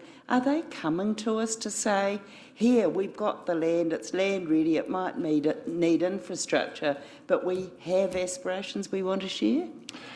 You've actually touched on a couple of things there, Your Worship, again. Yes, I did. So the expressions of interest process, if you recall, we authorised Red to run an expressions of interest process. They had a lot of interest, and where there wasn't specific interest locally, they went out and spoke directly to some of the key owners who may not have responded or seen an opportunity to respond. So they've had quite a significant level of response, which is really positive. They're looking at bringing back, I asked them about an update for the next committee meeting, but it was a bit too short. They still have some work and due diligence to do with some of those expressions of interest. So they're looking to bring back an update to November, which starts giving us a direction of where some of those potential projects are. So really, again, with all developments, they take time. So that will be the first opportunity for you to see what has come in, and there was a lot of interest. So that's very positive, I think. So Andrew will be able to report back in that November meeting. The second piece, and I think it touches on your other issue, and I think it goes to also Councillor Donaldson's comments there about the changes in the city. One of the reasons why we are looking at trying to engage some external consultancies is actually to draw the pictures of what it's going to look like, because people can't engage with things like high density, medium density, duplex, 3-level walk-ups, medium density, height limits of 9 metres. It's people can't understand. So one of the things that we're actually trying to make sure is, as we're starting to say, hey, this is that potential for the city, we've got this framework in place, what could it physically look like? So you can actually start seeing the three-dimensional kind of view. And that really also gives us the chance to say, actually, there's the opportunity to see where some of those I suppose transformational first investment moves could be. Now that's, and you've talked about other places, and some of those other places, that's been where Kainga has stepped into that space, but actually we've got a lot of private investment which starts creating those anchors of change within those different environments. And again, it's the same of what's a vision for Fenton Street, how does that link with that NZTA crossroad and the public transport space as well. So we need to give our community some pictures of what the future might look like if we do some of the intensification plan changes or change the CBD. And then what are the communities that are going to live in those spaces? Because that's equally important. And we've been at pains to present to you the changing composition and needs of our population moving forward. 2/3 of our homes need to be in the smaller 1 and 2 bedroom size, not the traditional 3 or 4 bedroom homes on a 800 square metre section or 600 square metre section. There's a different type of home that needs to be produced in our community. Oh, yeah. Yeah. So, look, there's a lot of conversations going on in that space around the zoned land that currently exists and some of the barriers to that. And I think that's the other part we're facilitating directly to government, because they have some specific funding lined up through Ministry of Housing and Urban Development, and it's just trying to align that focus to have those kind of conversations. Thank you. Mr Hurd, followed by Councillor Donaldson. Thank you, Madam Chair. And just wearing my chamber hat and following up on Councillor Donaldson's question, I just want to reassure you that the chamber has identified this whole central business district, wider area of Rotorua as the single most important issue facing business in this city. And we are prepared to dedicate resources into that to help get solutions and to bring the business to the table with a congruence of thought. Now, we do have a very diverse and representative membership across the chamber, and our board represents that diversity. And we are engaged with JP and other senior colleagues in this discussion eagerly and keen to help. And on Tuesday, we have a board meeting which is dedicated to this subject. So you do get support from us, and we will bring the business community to the party with us. Cheers. Thank you. Final question by Councillor Donaldson. Yeah, thank you. It was just more of a supplementary one, Madam Chair. And JP, the red flag for me is we can then do district plan changes. And how long does that take to affect those? Is there a streamlined process that's available to us?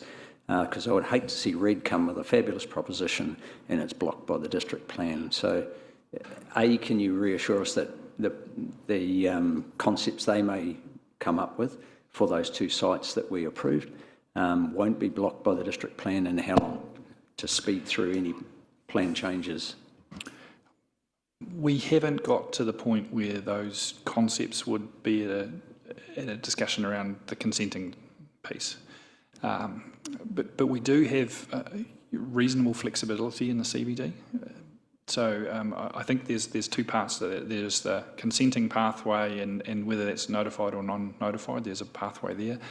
District plan changes, I think you're highlighting the piece which is we should be doing our first plan change for intensification, wherever that might be, by August of next year. When that comes in, that gives us the chance to see if we can fast track those rules into place quite quickly. So when you think about the planning horizons from design through to consenting, that may help, but there's still the consenting route, which I think is more valid at this point. Thank you very much. Well, it comes to the conclusion of JP's presentation. Thank you very much. And I'd now like to invite our Community Wellbeing Group up, and today we'll have Stuart and Rob presenting to us. And I believe you have a presentation for us this morning. Great.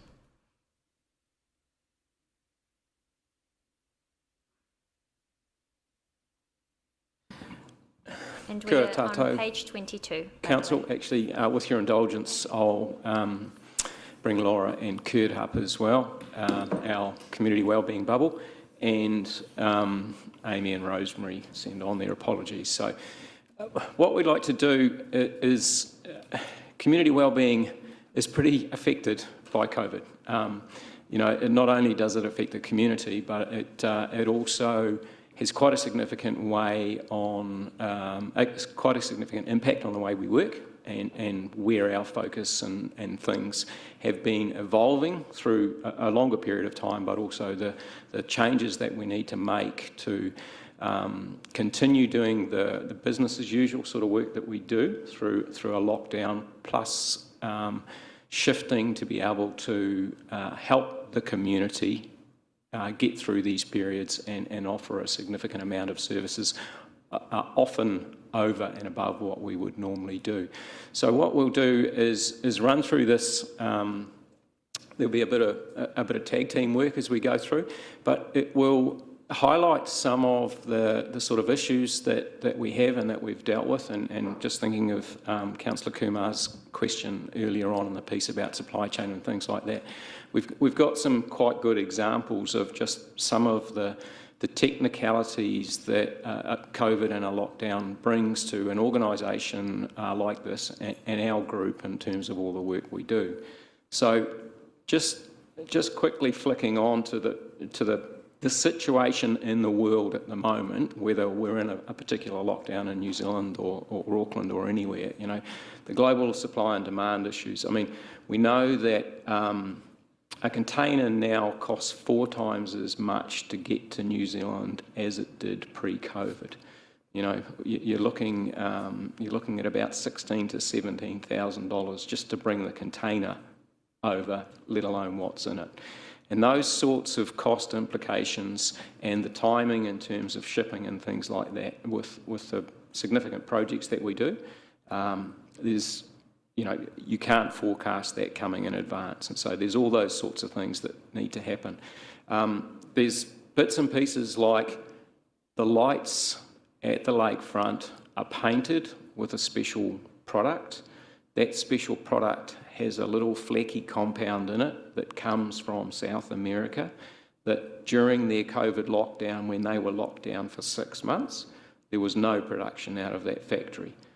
Those sorts of implications then mean that when the factory fires up again, it's got a limited supply, it's supplying the world with this fancy little speckly, painty stuff, you know, and New Zealand is on the list, and the Rotorua Lakefront development project is on the list, resines and things like that. So there's all those sorts of complications that happen in terms of just what's happening in the world and how we need to manage our significant projects to cater for those. We've also got issues with closed borders. Technical expertise. You may recall at the last lockdown, which was not long after we'd installed our fancy new Majors cremator from Australia, we were unable to get it serviced when it was having a few hiccups. Stuart's had examples as well with the Performing Arts Centre with Sir Howard, the work that's been happening there, the lift pit installers and things like that. People can't get into New Zealand, MIQ issues and all those sorts of things. So again, those can cause issues for how we can develop and keep our projects going. In terms of this more recent lockdown, so we had Rotorua in alert level 4 and then alert level 3. Lockdown started 7 weeks and 2 days ago. It might seem like yesterday to some, or it might seem like 6 months ago to others. But that's the sort of time frame that we're working in. The level 4, level 3 that occurred here was in the 3 to 4 week period. In level 4, construction can't happen. So anything has to stop. So all our projects will stop during the level 4 period. And in level 3, they are allowed to kick off again, but there's definitely spreading of people, you know, distancing, masks and all that sort of thing. So productivity for a lot of those contractors actually drops a bit. They can't have as many people on site working in the same places and things like that. So we lose time.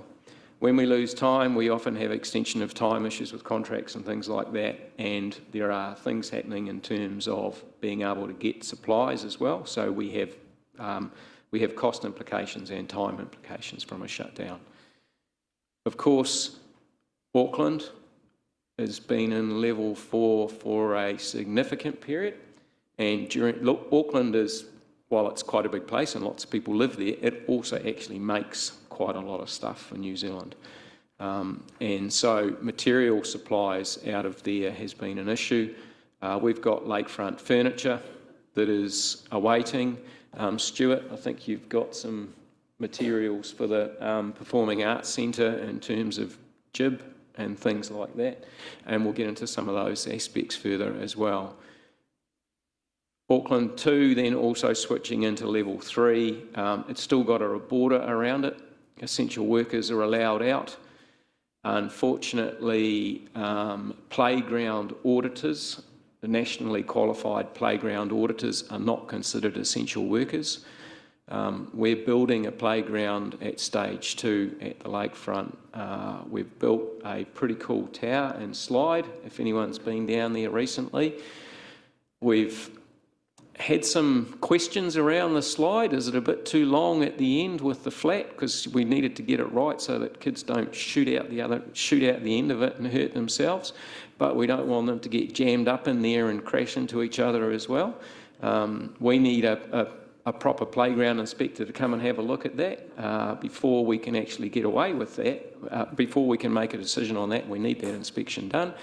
That might change the slide. We might take one little piece out of it that's anchored to the ground. The ground's got a whole lot of safety fall. So what do we do? You know, there's all these compounding implications that it has on some of those projects. So it's quite important to understand that, and sort of those are some practical examples of where we are dealing with these things and working through these issues.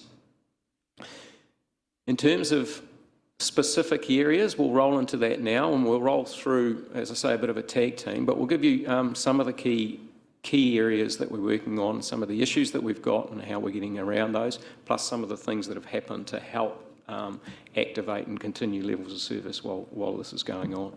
Stuart. Kia ora koutou katoa. With the Shimpact project, obviously, when we came back to council a couple of months ago now, asbestos was on the critical path for us. Those contractors are based in Auckland, and we haven't been able to get them out of Auckland under alert level 3 either. We've been working with Hawkins in terms of finding alternatives. Our alternative potential contractor was potentially coming from Hamilton. Of course, now Hamilton's gone into alert level 3. But this morning we did get notification from Hawkins. They've managed to negotiate prospectors to get out of Auckland and reside here temporary, so they won't be able to return to Auckland on the 18th of this month. So that's good. But obviously, from a critical path perspective, the project, that part of the project, will be delayed by up to 2 months. Material supplies, Rob mentioned about jib. So there was virtually no jib supply in the North Island. Hawkins managed to get us 400 sheets of jib from Christchurch, which was fantastic, and we've managed to get that from 2 suppliers. Got it trucked up here to our subcontractor who's based in Hamilton. So that's stuck in Hamilton along with the contractor that's going to install it. So that's another example of the impact for us. On the other hand, Hawkins have been proactive where they can. Referring to Councillor Kumar's question earlier, a lot of our long lead time items were ordered almost immediately. We signed the contract with Hawkins because of the risk of COVID. So we've been proactive where we can. The other example, the orchestra pit lift, so it won't be delayed in getting here, but the installers are based in Sydney. And so they're the only people that can install the orchestra pit lifts. So until the borders open up, we've got a bit of a challenge there. We do have a contingency that we will put in a temporary floor if we can't install it by opening. Rob. Thank you, Stuart. Lakefront, obviously the level 4 work down there. So our Campbell contractor who's working on stage 2 and 3, they had to halt for a couple of weeks, and GRB Construction, who are doing the new toilet block, they've had to halt as well. Everyone's working as hard as they can to catch up, but again, with the level 3, there's a bit of spacing issue. But we were hoping to have that open before Christmas. We're now suspecting that's going to be a little bit problematic, but they are both those contractors are working full bore to try and get us back on schedule with that. The play tower, as I mentioned, that arrived slightly late with international shipping, but we've got that installed. We're just sorting out the slide and things like that, as I mentioned before, but we will get through that process and be able to have things in place even if we have to do adjustments later. We've set up the infrastructure and such that we can do those sorts of things. And again, material supply with the tumu, the large po that are being set up around the lakefront, the cultural foundation work that's going on. There's going to be some fantastic art down there. Again, it's getting the supply for some of that stainless steel's in hot demand at the moment, and so even things like that we wouldn't have thought 3 months ago were potentially going to be issue are causing us some sourcing.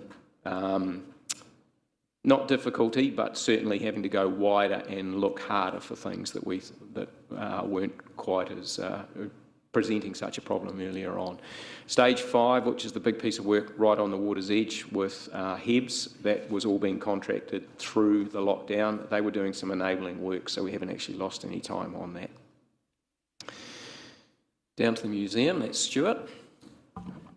With the museum project, we've been very fortunate. We invested in some technology. We 3D scanned the whole building some time ago, so we can still, the design team can still continue to work in the model on Zoom or Teams. Each week we meet and continue to do that process. The geotechnical additional testing that we're doing, that's marginally delayed. And that should happen, that's planned for November now, and that's really around availability of equipment. And material costs, obviously, with us escalation by the time we start, there is a risk there for us. But like the Hawkins contract, where 90% of the contract is fixed price, we can reduce our risk there and exposure.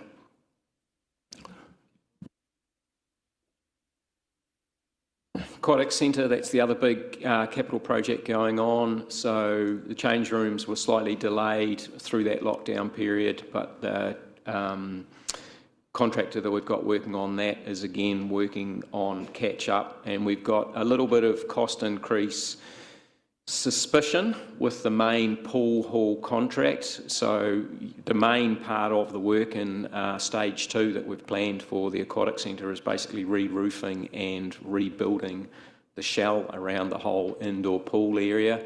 We have in our budgets for that built in a significant contingency, but of course as pricing increases through supply issues, that contingency gets eroded away. So we're putting out an expression of interest for that to a number of firms actually this week, and then we'll be going through a request for tender process which will firm up that pricing in the next month. So that will be interesting to see how that overseas supply risks. We've been able to address some of that with sorting out our ETFE roof, which is the big skylight type of roof that's going in there.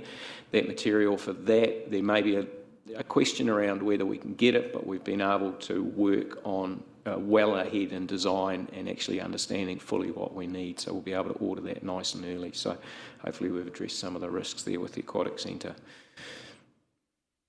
In terms of community safety, Kurt can give a rundown on basically what's been happening over the last sort of 7-week period. Thank you, Rob. Morena. In the community safety sphere, both parts of lockdown have continued to be challenging, and I guess remembering that the community and regulatory group are very, very used to dealing with people face to face, and that's a huge part of what they do successfully. And to have to resort to doing all of that remotely has been certainly challenging. So our Safe City Guardians have still been out there on the street. They would normally be looking out for the antisocial or criminal sides of things and assisting our partners with the police with that side of things. They've still been doing that, but they took a different stance in the level 4 lockdown as well, where they also took on a role of property protection, particularly around the CBD.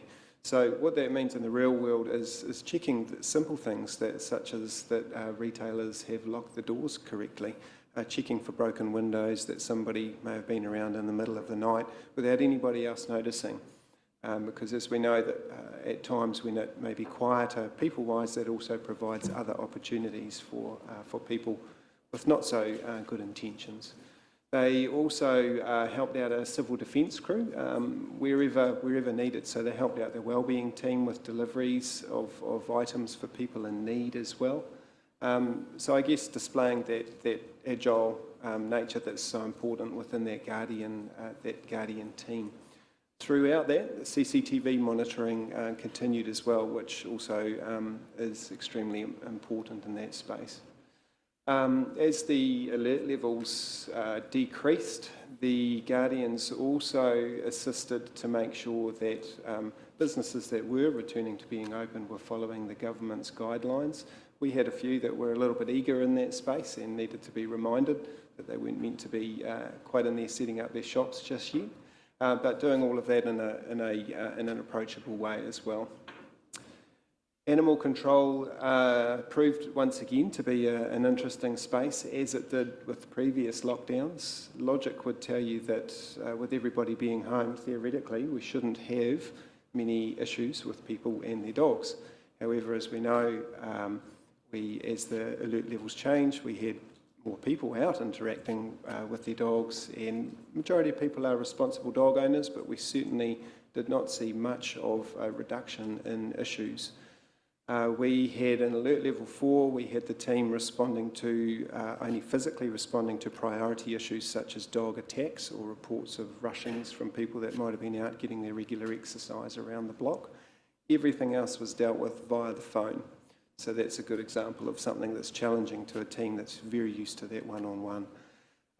So in the middle of all of that, they didn't let our dog registration follow-ups slip. All of that was done via the phone instead of the door-to-door sort of knock that we usually do to give people a reminder on that. So yeah, very proud of what they've achieved in that space. Noise complaints were not too different from what they usually are. We followed what other councils are doing and sort of best practice around that, with only physically responding to noise complaints in the event that there were 2 complaints from 2 separate households in an area, just to reduce that contact with between our staff and other individuals. Alcohol licensing has gone through and is still going through its ups and downs. There was quite a large decrease initially, which now is turned into a flood of people, particularly duty managers, etc., getting their licences back in check. RMA or district plan compliance was impacted by what Rob spoke about earlier, with the construction not being allowed in alert level 4. But once again, the team managed to deal with the majority of those over the phone. Parking services, which was spoken about by Thomas as well, that is probably the only service that really came to a grinding halt, and that was across the country as well. As soon as alert level 2 kicked in, we were back in that space again. And we did have a few staff deployed to civil defence full-time during that period, so they were typically our staff that may not have been able to perform their regular role. But things still certainly haven't returned to normal. Just as a piece of info, I currently only have 2 staff out of my whole team working back in this building at the moment, so the rest of them are still working from home and doing a great job.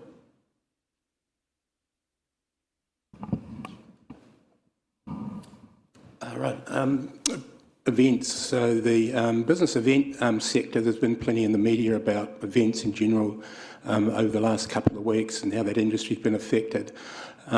We've been really fortunate. Jolene and the team have been on the phone consistently with event coordinators and promoters, working with them. And we've only lost 3 council events.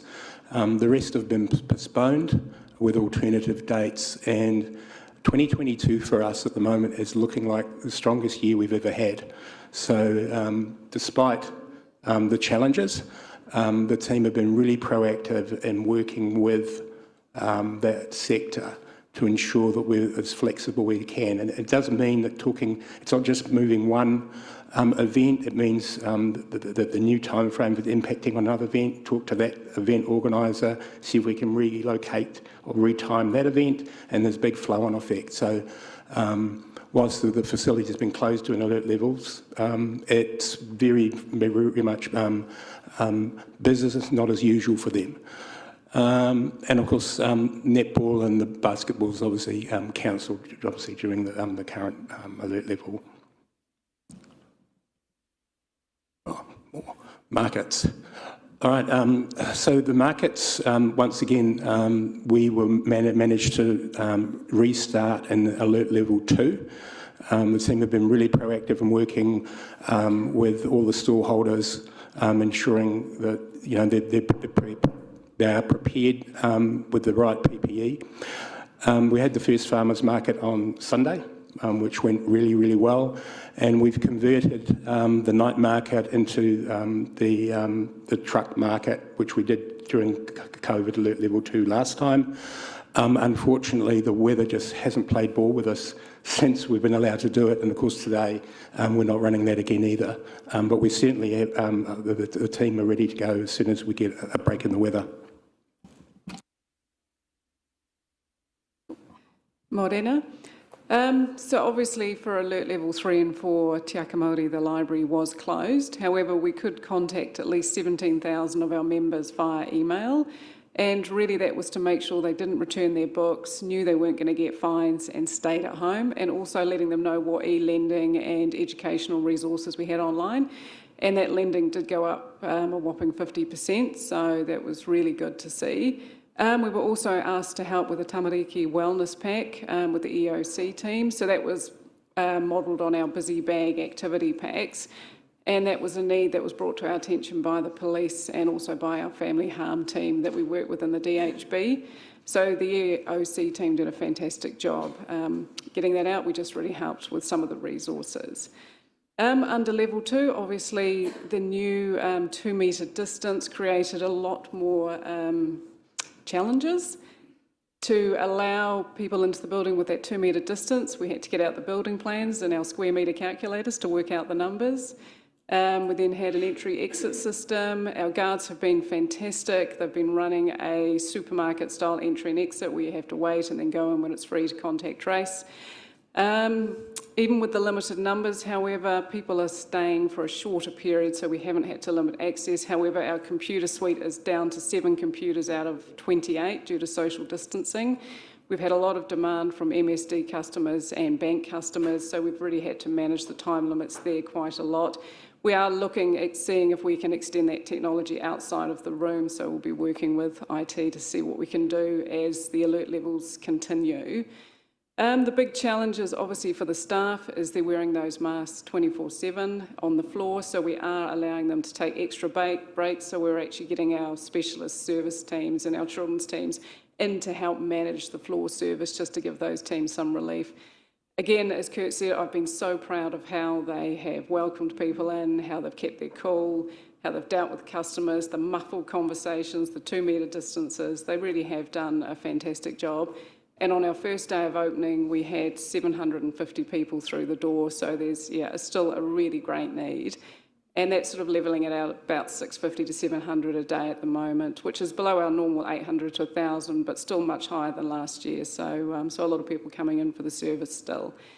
And in terms of our programs, obviously all cancelled, over 2,000 people probably affected so far.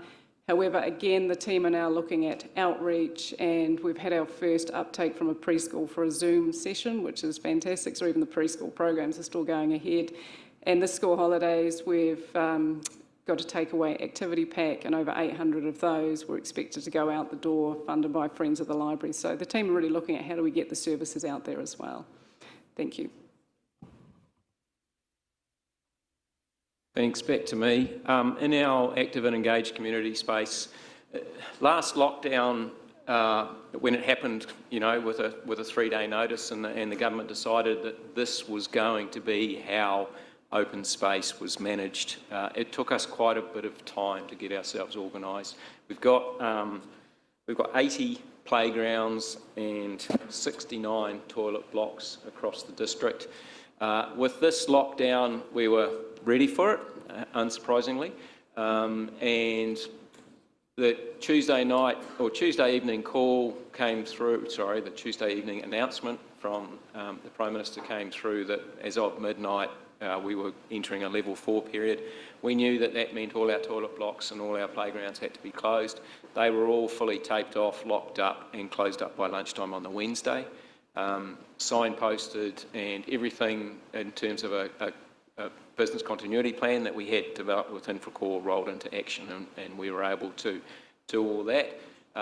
Those facilities remained closed except for one, which was kept, one toilet block was kept open for essential services here in town. Reopened in level 2 with a big deep clean before they were opened, and also things like COVID tracing apps and QR codes and things like that. The maintenance on the open space stopped for level 4, resumed again in level 3 with a whole lot of catch up, and like I said, the toilets were deep cleaned before level 2. Forest recreation was a bit of an interesting one. We were managing the forest recreation in COVID-19 according to the health orders, which for mountain biking was not as specific as it was for surfing or fishing or yachting and things like that. Mountain biking was considered to be one of those activities that had some risk, and so you needed to make sure you weren't exposing yourself to undue risk. So the forest remained open with a clear messaging to users: don't go over your limits, ride well within your limits. And so we were working with the police on that, because we did get some aggregations of riders in the forest, especially at the Dodsies Jump Park. It seemed to be a bit of a hangout for all the kids to go and cut loose on their bikes.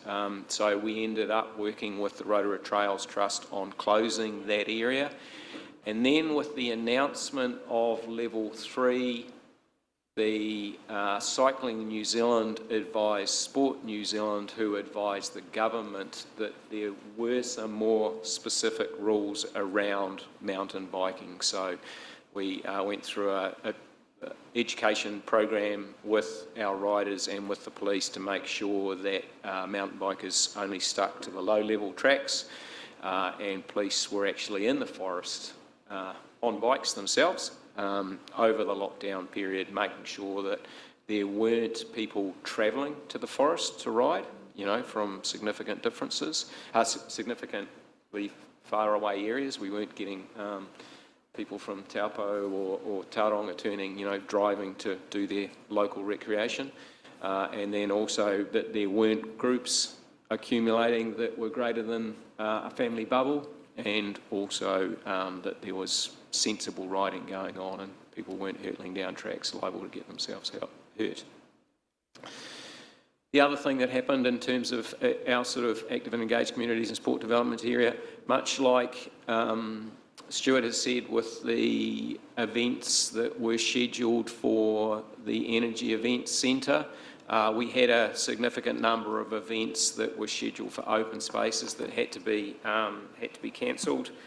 Sorry, had to be postponed. Well, I think we only ended up cancelling 5 events. There was another 9 that alternative dates were worked on, and we've, of course, same with any event area, you've got to think of the compounding what it affects with other events and things like that. So the teams were very busy rescheduling events through that period. I skipped the aquatic centre there, but that was closed with level 4 and 3. It reopened at level 2 with spacing limits. It's now open just about completely, including leisure swimming, but they're maintaining the number of people in the buildings according to similar sorts of aspects that the library have gone through, working out how many people you can fit in what particular spacing. The last bullet point there around assistance for Te Aroha and DHB with the vaccination clinic, that was a piece of work that developed during the level 4 period where Te Aroha contacted the council seeking help to actually create an area where they could vaccinate people and try and escalate that. And our stadium events team, who were reasonably quiet at that stage, unsurprisingly, got involved and gave significant assistance to the DHB and Te Aroha in terms of setting up a 3-day vaccination event. And we've actually got a video clip on that, which if you could drag up Isabel, which will actually help show what's happened in that space. I mean, it was an event. The DHB weren't really set up for putting on events, and Te Aroha obviously had some experience in it, but with the help that we were able to provide, they produced a very, very successful vaccination clinic, which we'll run through just here. Te iwi e mahi nui ana ngā iwi o Te Aroha kia pūwerohia ngā uri katoa. No te rā nei I whakatūwherahia e rātou he wāhi pūwero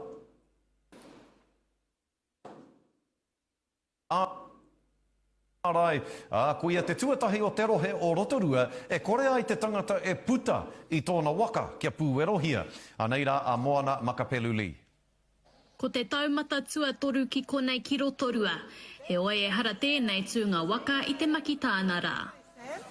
I couldn't get the vaccine online, and I was quite gutted about that. Well, we're going to have to live with it sooner or later, aren't we? It's not going anywhere, so I think it's good. Everyone get vaccinated, everyone's safe. Perhaps the most important thing, and I'm speaking English deliberately, is to get our people vaccinated. Koina te mahi. So wherever they are, we want people to come. It's important that they come to be vaccinated. He kaupapa mahitahi nā Te Aroha ki te tia ki ngā Māori noho I konei. Mō ngā rā e toru ko te whāinga, hei werohia I ngā kainoho e kotahi mano. Of the bookings that we've had so far, and I think there's 316 today, 80% of those are Māori, and really that's, for us, that's a tremendous result. You know, they're our target audience. I te rā nei whai wāhi hoki ngā rangatahi e te kaumārua ki te kaumāri matau te pakeke ki te whiwhi I te rongoā. At first I was a little bit anxious to get it, but after getting it I felt proud. My name might get sick and just to be safe from the virus. If you don't have the vaccination, I recommend you should come get it. E whā te kau ora o ngā kainoho I konei he Māori, me te manakoa ngā ratonga Māori kia werohia I te katoa. We want everybody to have the same chance of overcoming this virus, if there is such a thing as having the same chance, but we want to maximise our people's chances of getting through this, because, yeah, there's just no kidding. The Delta variant is a killer.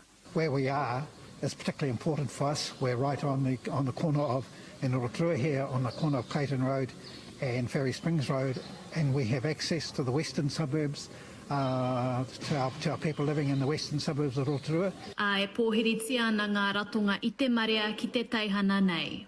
Koutou I te taha hauauru o Rotorua, haere mai koutou, haere mai koutou, haere mai koutou.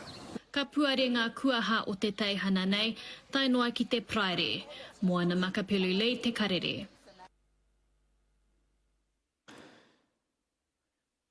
Thanks, Isabel. If you could flick back to the presentation. So that was a great opportunity for our staff to work with Te Aroha and the DHB.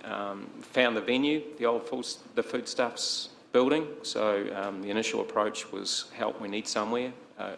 Through some contacts, we were able to find somewhere. And then assist with a whole lot of equipment, staffing, operations plans, and everything like that. So, that's the sort of classic example of stretching in terms of what we're able to do. People are very adaptable. They can switch. It's an event. It's a really cool event. It's not probably the event that was planned for the stadium grounds at the time, but it's something that we can switch to and enable to happen. So just some images as well to go through as well. It was a very successful, I think, they didn't quite get 1,000. I think they got just under 1,000 over the 3 days, but they've worked out that is working very well, and it's now operating Sundays and Mondays every weekend, early week right through till December. So they're going to carry on with that service in that spot, and fantastic contribution from Foodstuffers as well for letting everyone be able to use that building. So that was greatly appreciated. Performing arts. Right. So we had to postpone the Faranui festival. The Trust made a decision to do that. So we are planning to run that later this year, but it'll be a smaller program, and that's really around the availability of many artists who have other commitments.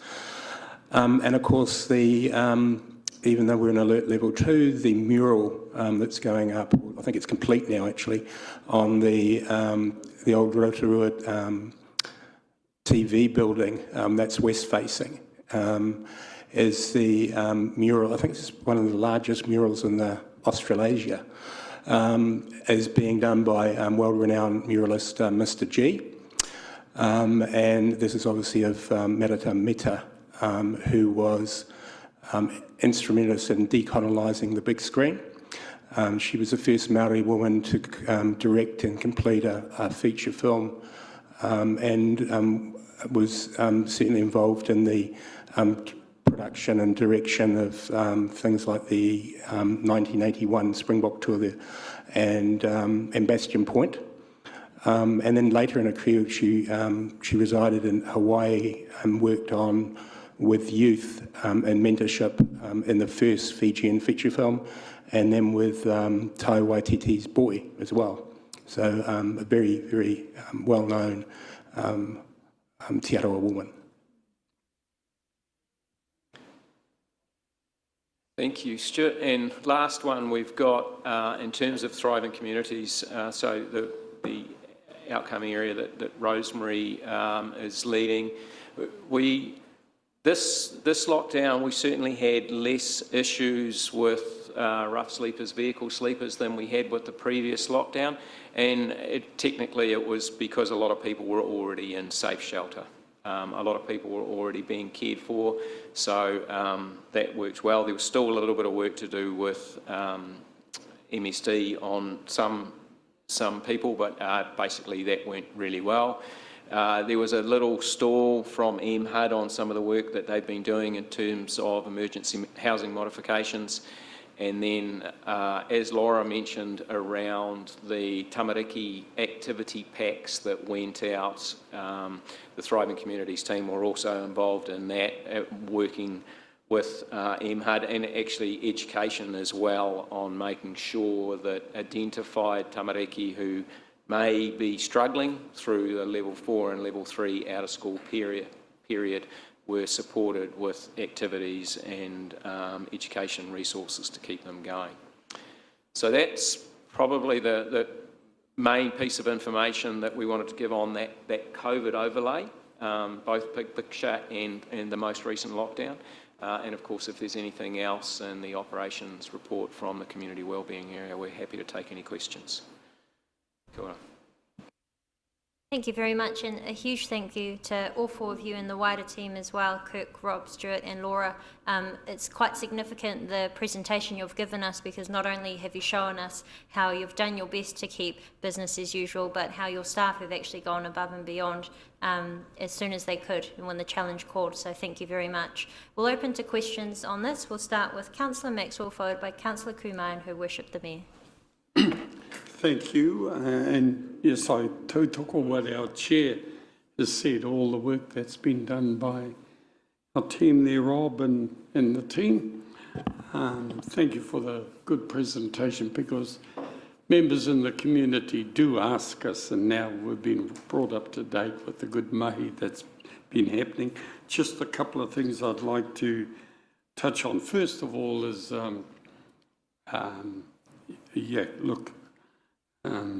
bouquets for regarding working in with DHB and Te Arawa for the drive-in that's got good publicity, positive publicity.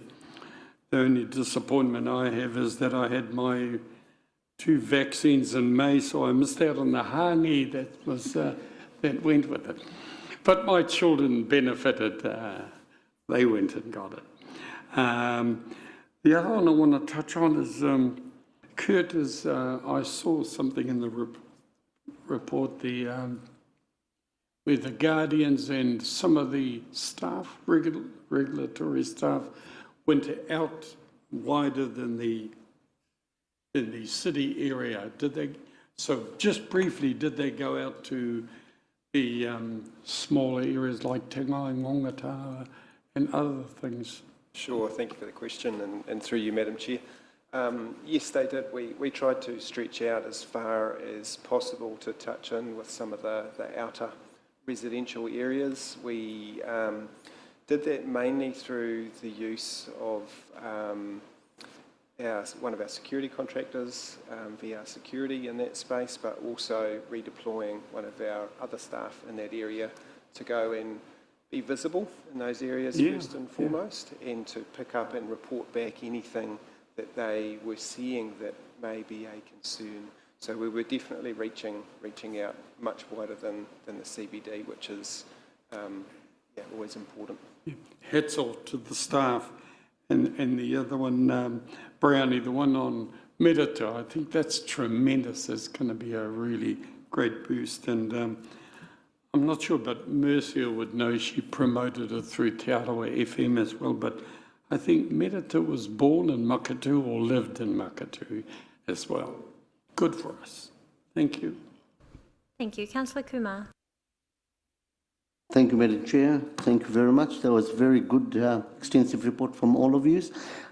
Firstly, I'd like to say, I don't know whether the gardens fall under you, but the tulips are looking great in the city, and Kura Park is looking very wonderful as well. Couple of things that I want to talk about. One is Kurt, which I have spoken to you about as well. That is the mayhem, the development that had created behind Claymark on Clayton Road, Steeles Road, for residents on Steeles Road and Ames Road. I believe after speaking to you and when council officials have gone over, staff have gone over, that the noise has subsided to the times when it's supposed to. However, they're still worried about the compliance, because for the 3 months that development has happened, there have been no advice given to residents there. And even now, normally I thought that if there was such a big project going, where the house would be moving and stuff, that there would be a sign there explaining exactly what the project was, what the duration of the project was. But much to the plight of the residents there, nothing has been told to them. And every time they seek information from someone there, they're not being told. They're being told to go to council. Point of order, Madam Chair. There's an irrelevance. Yeah, it's relevance. Yeah. This is an operational issue that I'm sure the staff have been alerted to. Was there a question that you had? Yeah, the question is the public or the residents privy to information about the development? Through the chair, I guess, Councillor, I can only comment on the compliance aspect of that, and just recognising that there's 2 parts to that question. And I think the first part is in regards to the district plan and or any resource consents that may have been granted, and what the public requirements were or were not around that. So not every development has those requirements for public notification, but certainly my my message to anyone in that area that hasn't been notified but has a concern is give us a call. We're always happy to confirm exactly where a specific premise or activity, what the requirements are around that. My second question, which reflects on Tihi Reserve. During the lockdown, there were quite a few burnouts, and now these are mainly by two families on council reserves and council property. How do we go about mitigating? Do they have to go through the police to inform who they are, but the damage is done on council reserves? Through you, Madam Chair, yes, the police are the appropriate avenue to deal with those. I mean, we can limit access to reserves through physical structures, but that doesn't necessarily work if someone's going through a back fence or something like that, or for some motorbikes at times. But we work with the police on basically identifying people, and then the police can deal with it from there. Thank you. Question from Her Worship, followed by Councillor Donaldson and Councillor Yates. Yes, thank you. Most of us are able to stay active and involved in this meeting, and it's been great to get the presentation. Thank you. And can I just say too that the Te Aka Māori, we've had amazing feedback. When is it going to open? When is it going to open? I got, the service that they got was astonishing, and I congratulate you and your team for that, because that is a community hub that means so much. And Rob, my question to you, I know the answer, but I don't think the public does very well, about the lakefront and a disability wheelchair swing. Can you answer that? Behind, there's just a lack of understanding in the community. In the development of the lakefront playground area, we worked with a variety of disability groups to understand what was the best way to set up the playground to make it as accessible for as many as we could.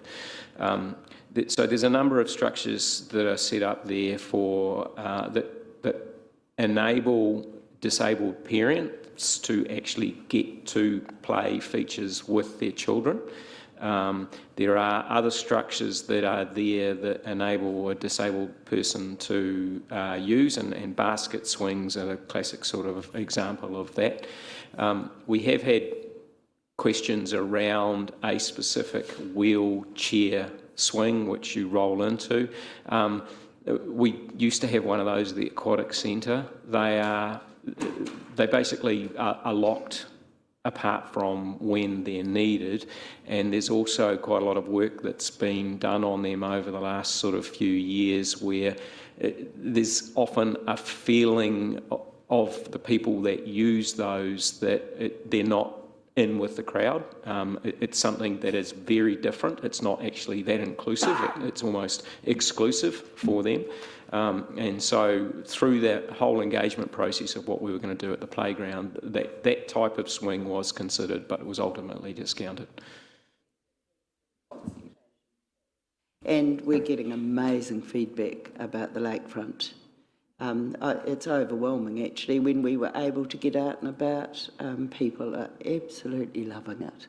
So well done on that. And we needed something to be, visible, and they're enjoying it, and can't wait for the playground. I hope it can open by Christmas. Thank you. Thank you. Councillor Donaldson. Thank you, Madam Chair. Her Worship asked precisely the question I was going to ask as well, but I just wanted to congratulate the team who provided the response to that particular query, that lady that made that query. I think it was an excellent response, and the fact that she's involved in future going forward. So thank you very much. Thank you. Councillor Yates. Through you, Madam Chair, mine isn't a question, but more a compliment. Kate's Paitera. So just a compliment to the team. Thank you so much for a comprehensive report this morning, but in particular to the city guardians and the patrols that continued to patrol over lockdown. Whilst there was criticism in the newspaper, I want to publicly acknowledge the work that they did around our town. I saw them.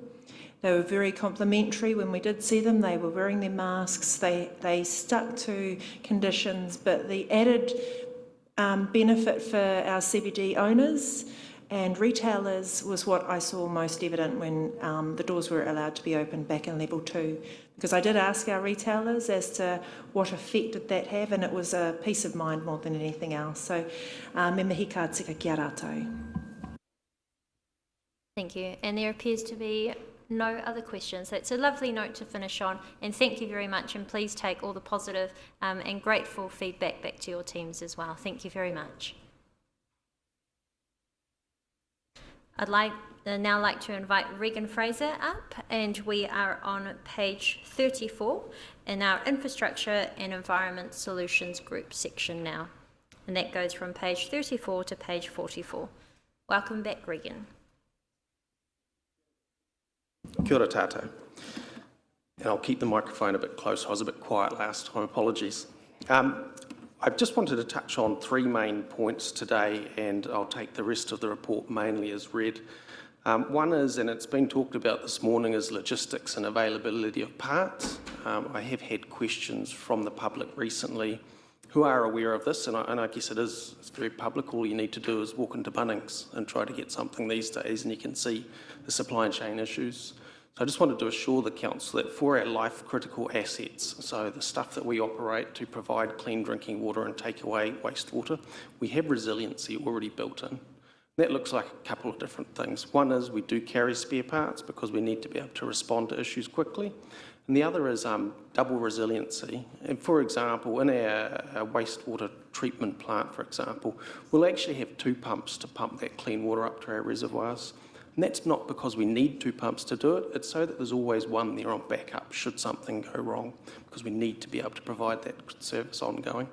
And the same is true for our UV treatment. So there's 2 identical units. One is capable of completely treating the water, but should that fail, there is another one there on backup while we get the other problem sorted. And that sort of links into the other part of what I wanted to highlight. It's very topical around New Zealand at the moment, of course, our water services. So Council has once again received full compliance for its drinking water. And as Stavros has talked about earlier, that is not consistent across New Zealand, so we can be confident of providing safe, clean, healthy drinking water to our residents. And the last one was something else that was quite important to the public. During the lockdown this time, the question came through a lot, what's happening to our recycling? And that happened because last level 4 lockdown, our recycling was unable to be processed at the materials recycling facility in Kopu. And the reason for that was there are humans working on the line. That meant our recycling was collected and landfilled, which isn't a great outcome. This time, with our business continuity practices, we had identified an alternate and more automated materials recycling facility. That was used, so I'm proud to let Council know that every single bit of recycling was collected as per normal and was processed as per normal. Other than that, happy to take the rest of the report as read and take any questions. Thank you. Thank you very much, Regan. And it is great news on recycling. I'm sure there were other councillors who also asked, that was one of the big questions from the public, is the waste services still going as usual and will we still be recycling? So thank you very much. We'll start with Councillor Donaldson.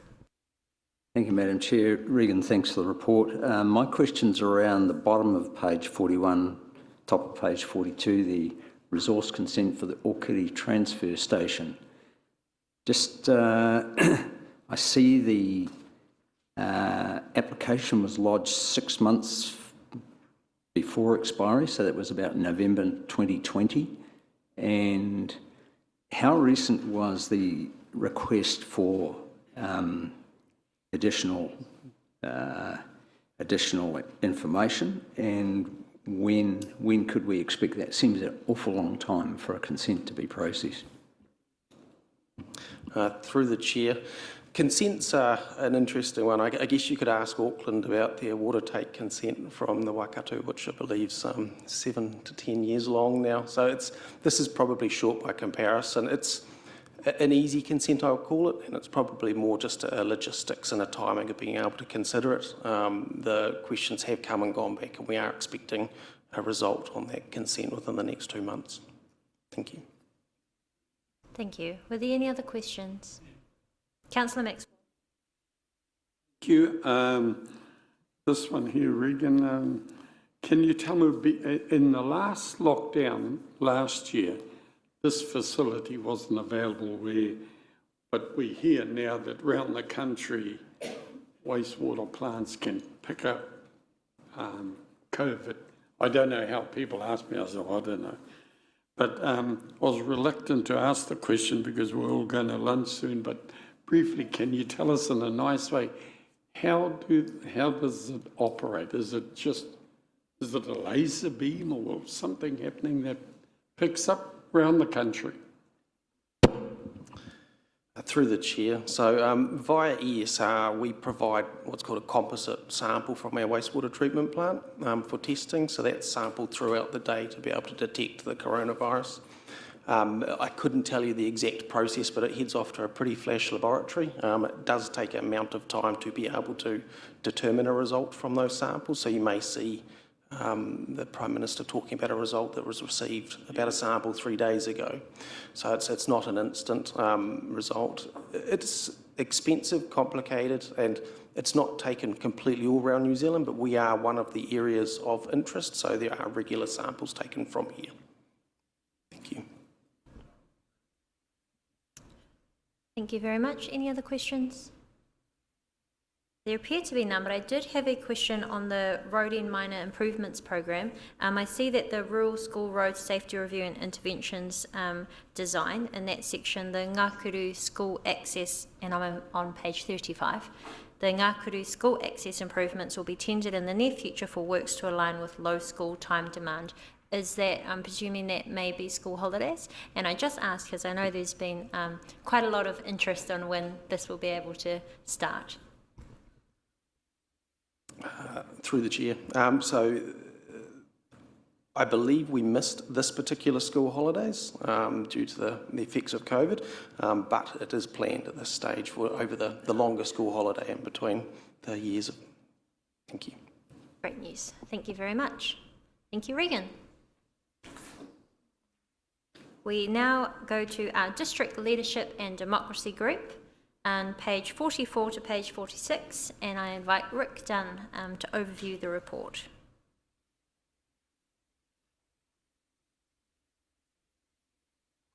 Thank you, Madam Chair, and through you, I'll take the report as read, but there's a couple of things I will just highlight.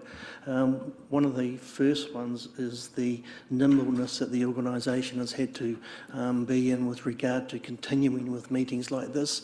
And once we went into lockdown levels, we've been Zoom meetings, having quite a few Zoom meetings in levels 4 and 3.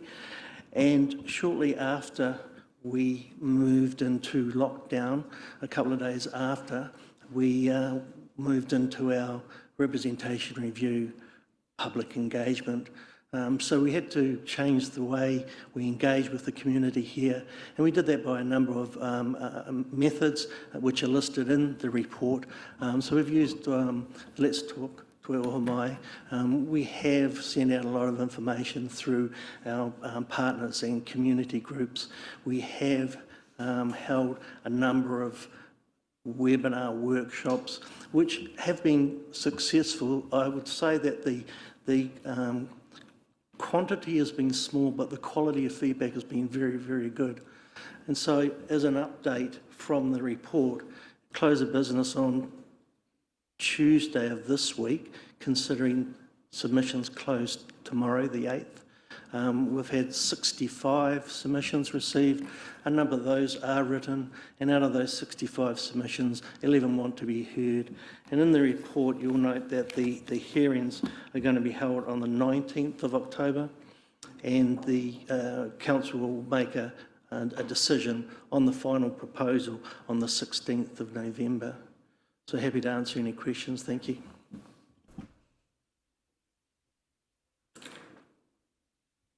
Your Worship. Rick, about the smoothness of doing business, and you mentioned Zoom. Have we got the right level of technological support to make those Zooms effective? Have you had to deal with many complaints from colleagues and community board members, or are we all feeling on board? Thank you, and through the Chair, I think we're feeling all on board. I think we've had the luxury, if you want to put it that way, of being able to use the Zoom process last year.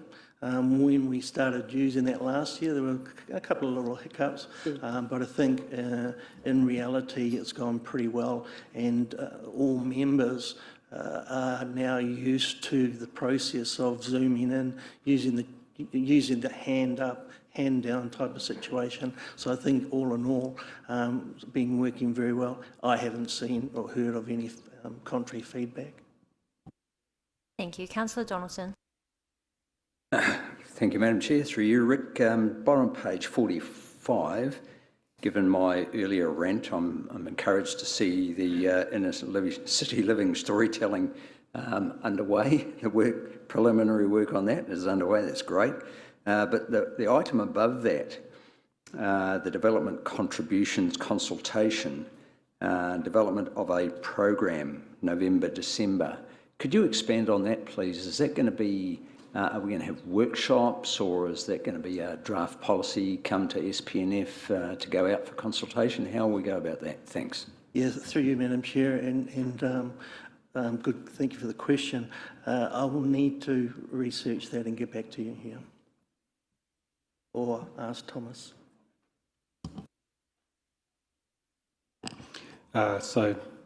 Council, that relates to the introduction of development contributions back into the mix, which would signalled into the LTP. Unfortunately, I've just experienced a staff member loss, so that timeline might be at risk, but I need to touch base back with JP and Stavros with regards to accelerating that. The intent was to have a draft policy to you by Christmas with a view of having it out for consultation in the new year. That timeline now may slip, unfortunately.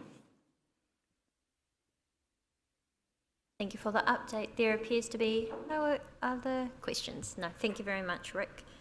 Now I'd like to invite Gina Rangi up for our overview of the Te Aroha Partnership Group report, and we're on page 46. Kia ora, Gina.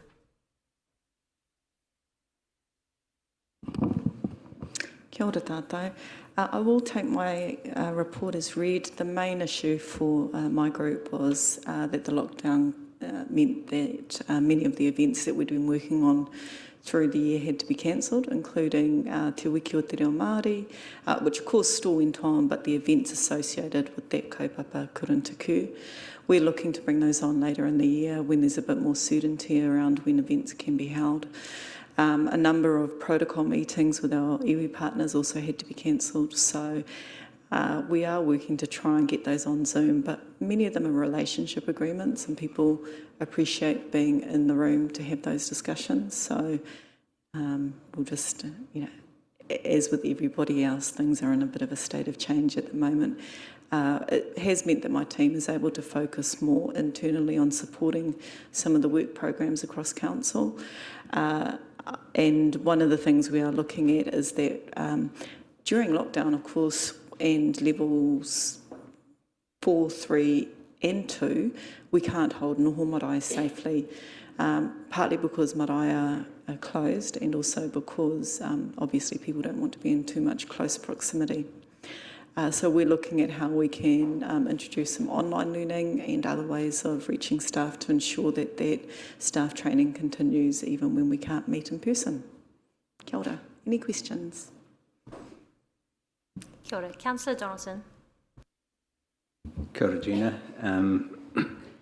The page 47, you've talked about the Puringa reference group sustainable forest approach, and we had a hui yesterday, and you'll be aware there was a call from some of our stakeholders that we need to put the foot down basically and get on with meeting the expectations in the kawanata regarding that piece of work. But I take on board the comments you've just made around iwi. There's some important iwi engagement, and I guess the reality is that cannot happen in a virtual way. Could you expand on that? I just need to understand I guess, the expectation around that, about how we get that engagement done. Do we just have to be patient in the COVID environment? The Pueringa Reference Group, just to remind people, arose out of the wastewater treatment plant reconsenting process, and it was a commitment that Council made to mana whenua, including CNI, Te Rotorua Lakes Trust, Tūhaurangi Ngāti Wahiao and Ngāti Whakauē, particularly Ngā Punahapu, that we would pull together and support the Pueringa Reference Group, whose function is to look at how to improve the mauri of the well-being of the Pueringa stream, including the catchment, meaning the streams that flow into the Pueringa. A big amount of work to inform that work program is to pull together all of the existing monitoring information into water quality at various points along the stream, pull together an understanding and map all of the consents, resource consents, where activities are within that catchment, because if it's earthworks, if it's a discharge, then there will be an impact on the Pueringa. So the first most important step is to get really good data and analyse what is going on and to understand the health of the river. We've had some really great engagement with both mana whenua, but also the Regional Council, who hold absolute stacks and stacks and stacks of data. But a lot of the data is relating to a particular project or a particular discharge, and so the challenge has been to get a picture of the health of the stream itself across its entire length. We've been engaging with other major organisations operating in the catchment, such as Red Stag, and that's been really important because it's helping us to make good decisions, understanding what our neighbours are doing. So the first step is collecting information. That's really boring to the community because they can't see it. But there is a huge amount of work that is happening, and one of the things we talked about yesterday was how to effectively communicate this immense amount of data in a way that is sensible, in a way that gives us a good understanding of the current state of the Pueringa, as well as what are the major steps that we can take to help improve. And the Pueringa health is affected by more than just one organisation. It is multiple land users, it is multiple consent holders across that catchment. It is a large catchment. It has farming, it has the landfill, it has Red Stag, it has the land discharge system for the wastewater treatment plant. So there are a lot of things going on in that catchment. I'm not sure what the timeframes will be for beginning the engagement with the public and I guess sharing the data. Yesterday, really what we identified was not only what we do know, but also where there are gaps in information that need to be clarified before we start the community process. So we've all been given tasks to do. Kia ora. Thank Any you. other There questions? appear to be no other questions. Thank you very much, Gina. Now, I'd like to advise that because the only matter in public excluded is to adopt the confidential minutes, unless there's any corrections or discussion needed, we can just have them moved and seconded. Carry on? Okay. Moved by Councillor Rokawate, seconded by Councillor Wang. All those in favour, please say aye. Thank you very much. And I can declare the meeting closed.